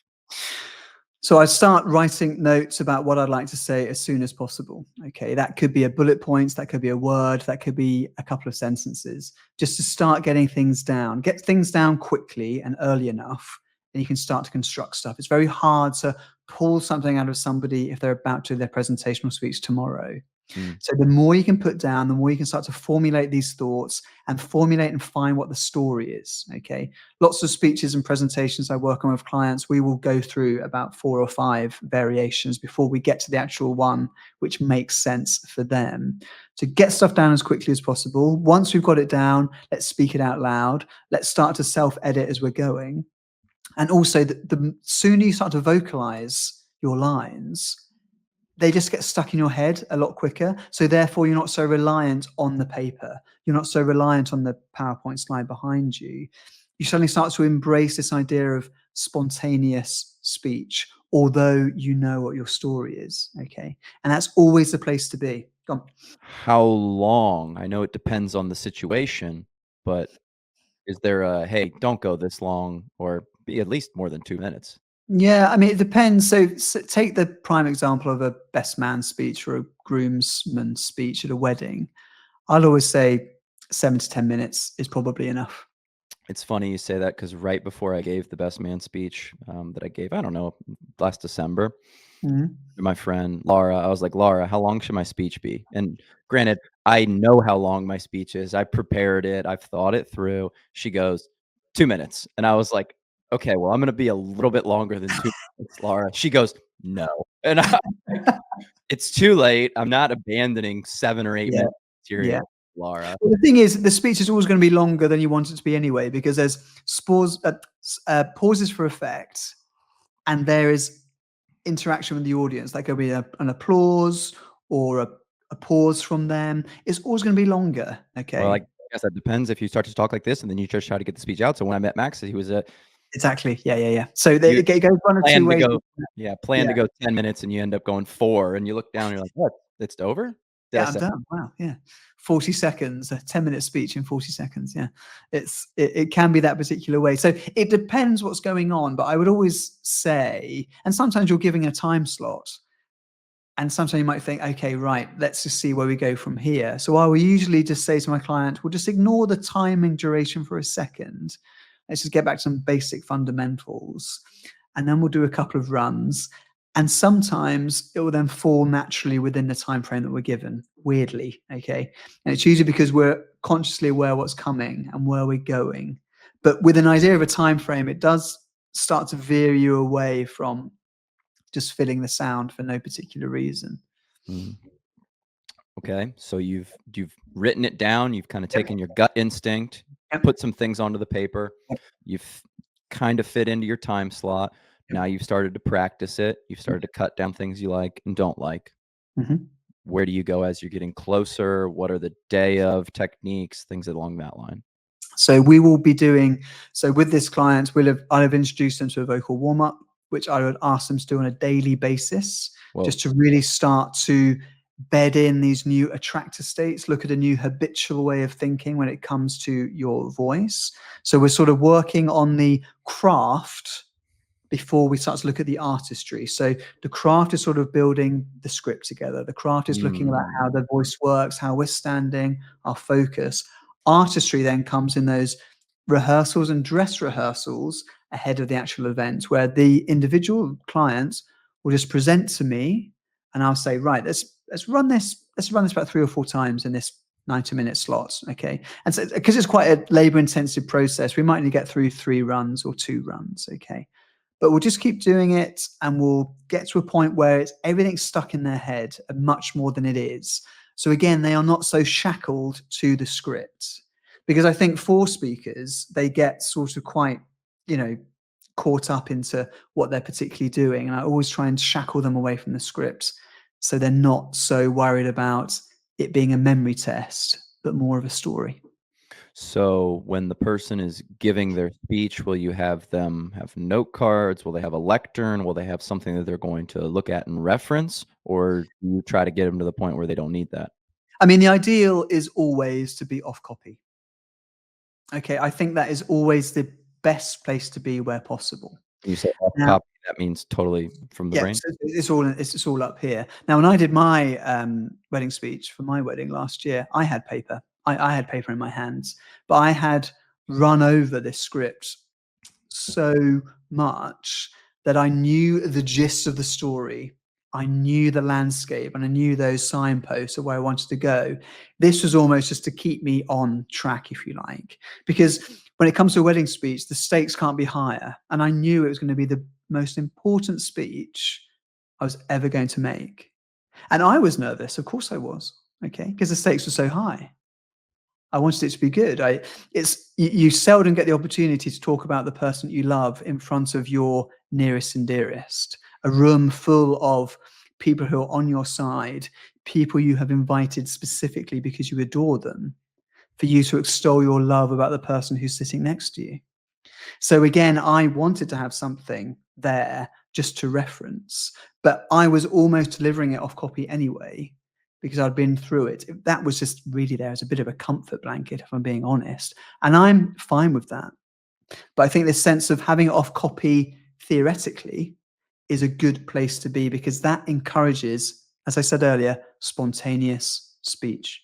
Do you just wanna talk about signposts? You said that, and that is exactly how I went through Yeah, my speech. I did it all from memory. I didn't amazing. afterwards, people were like, "Oh my gosh, you did that without notes." But it was sort of a story. Yep, So when you got to this point, you knew the next point was coming. yep, And got there, exactly right. gone. So I almost broke it down into chapters, Yeah. story. So I knew that chapter 1 was the introduction, and really when you're doing a groomsman speech, the main bulk of your speech is thanking people. Okay, so I wanted to keep those bits in, acknowledge absent friends, talk about my ushers, my groomsmen, and then talk about Samuel by way of his parents and my parents, and finishing up with talking about Samuel, which is going to be the longest section, quite rightly so. Okay, so I knew that there was a signpost of introductions. Thanks for being here. And I actually talked about absent friends early on in the script, as opposed to later on, because it's normally left towards the end, that particular toast. But I always said that's the most important toast that's going Mm. to be made that day. The people who made you, who can't be there. And so I wanted to get that out there. Also, it's very emotive.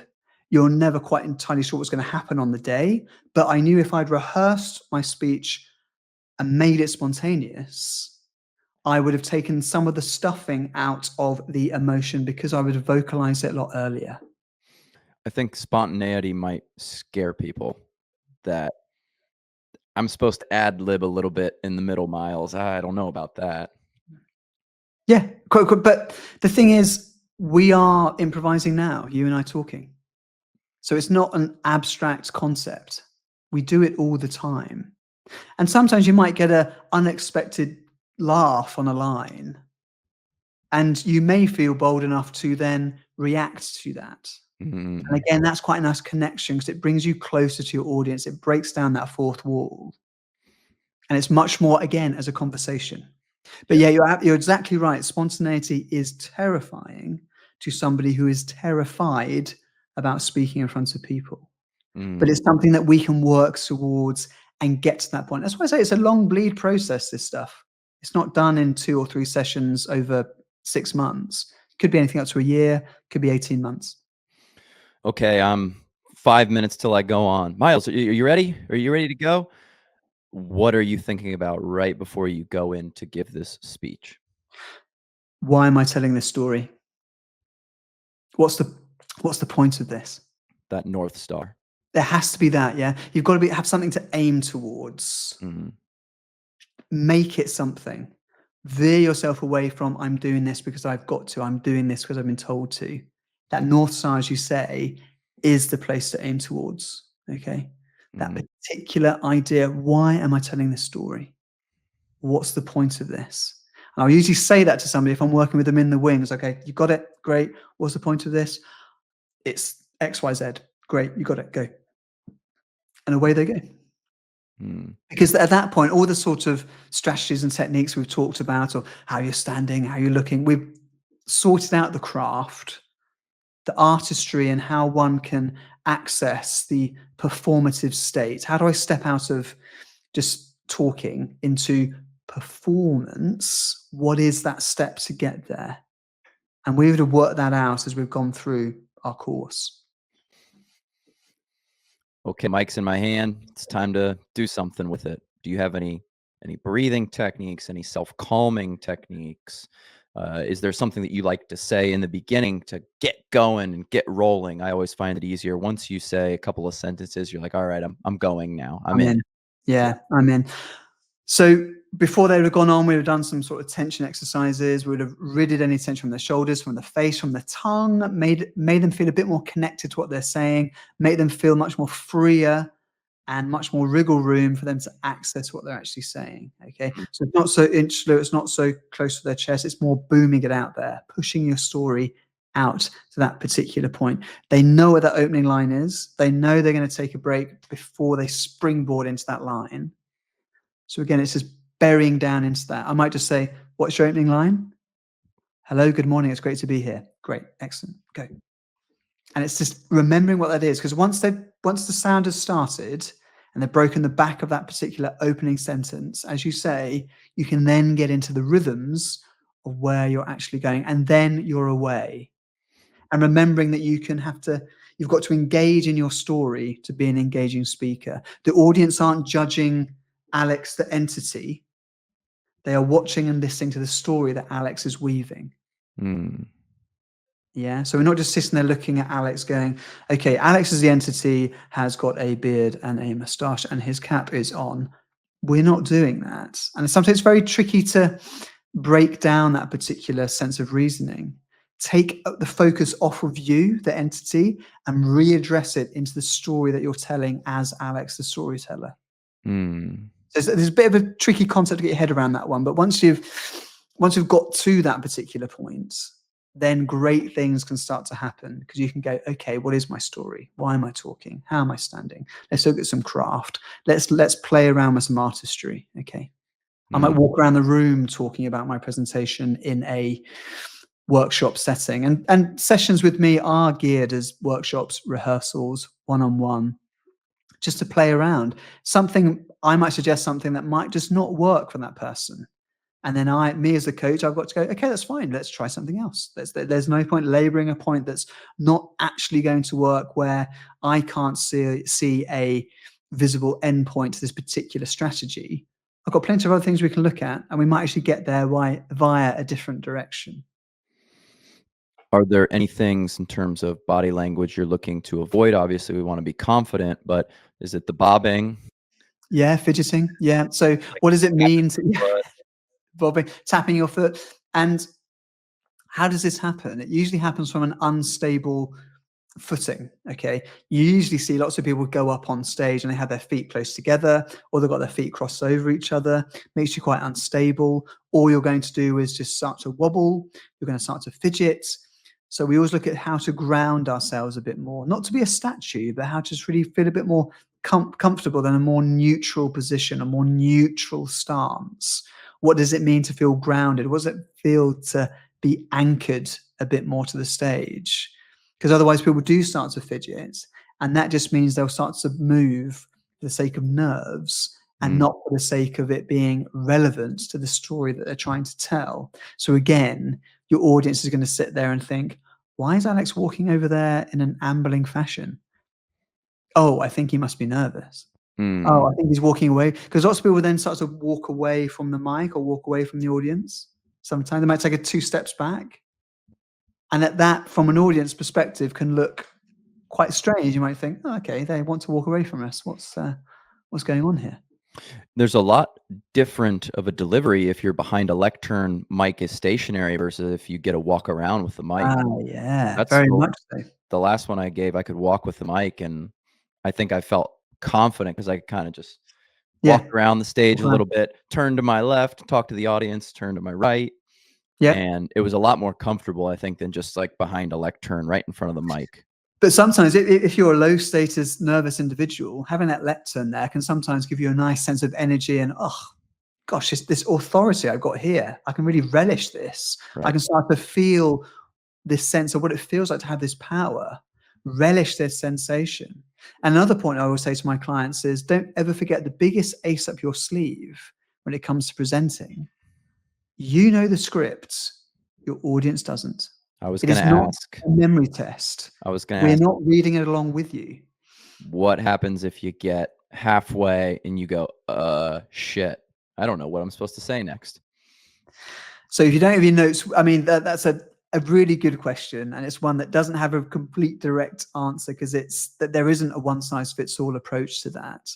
Now, again, with the craft that we would have talked about in our earlier sessions, we would have looked at this sense of, if I'm taking my time and I am not jumping into my sentences too quickly, I'm giving myself room to maneuver so I can improvise if I want to. So I could perhaps forget where I'm going with this story, but I know where I want to get to in the gist of my wider story. So I Mm, can weave myself back on track without many people noticing, if anybody, mm, because I'm approaching the sound in a much more naturalistic way, a much more Myles or Alex way of speaking, and I can actually then get back on track.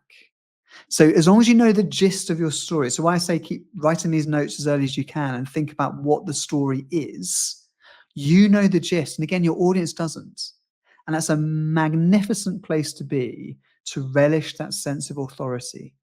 Listen to me, I've got a great story to tell, and you don't have a clue what's coming. You lucky, lucky people. I wish I was sitting where you were. Ha, Yeah? I love it.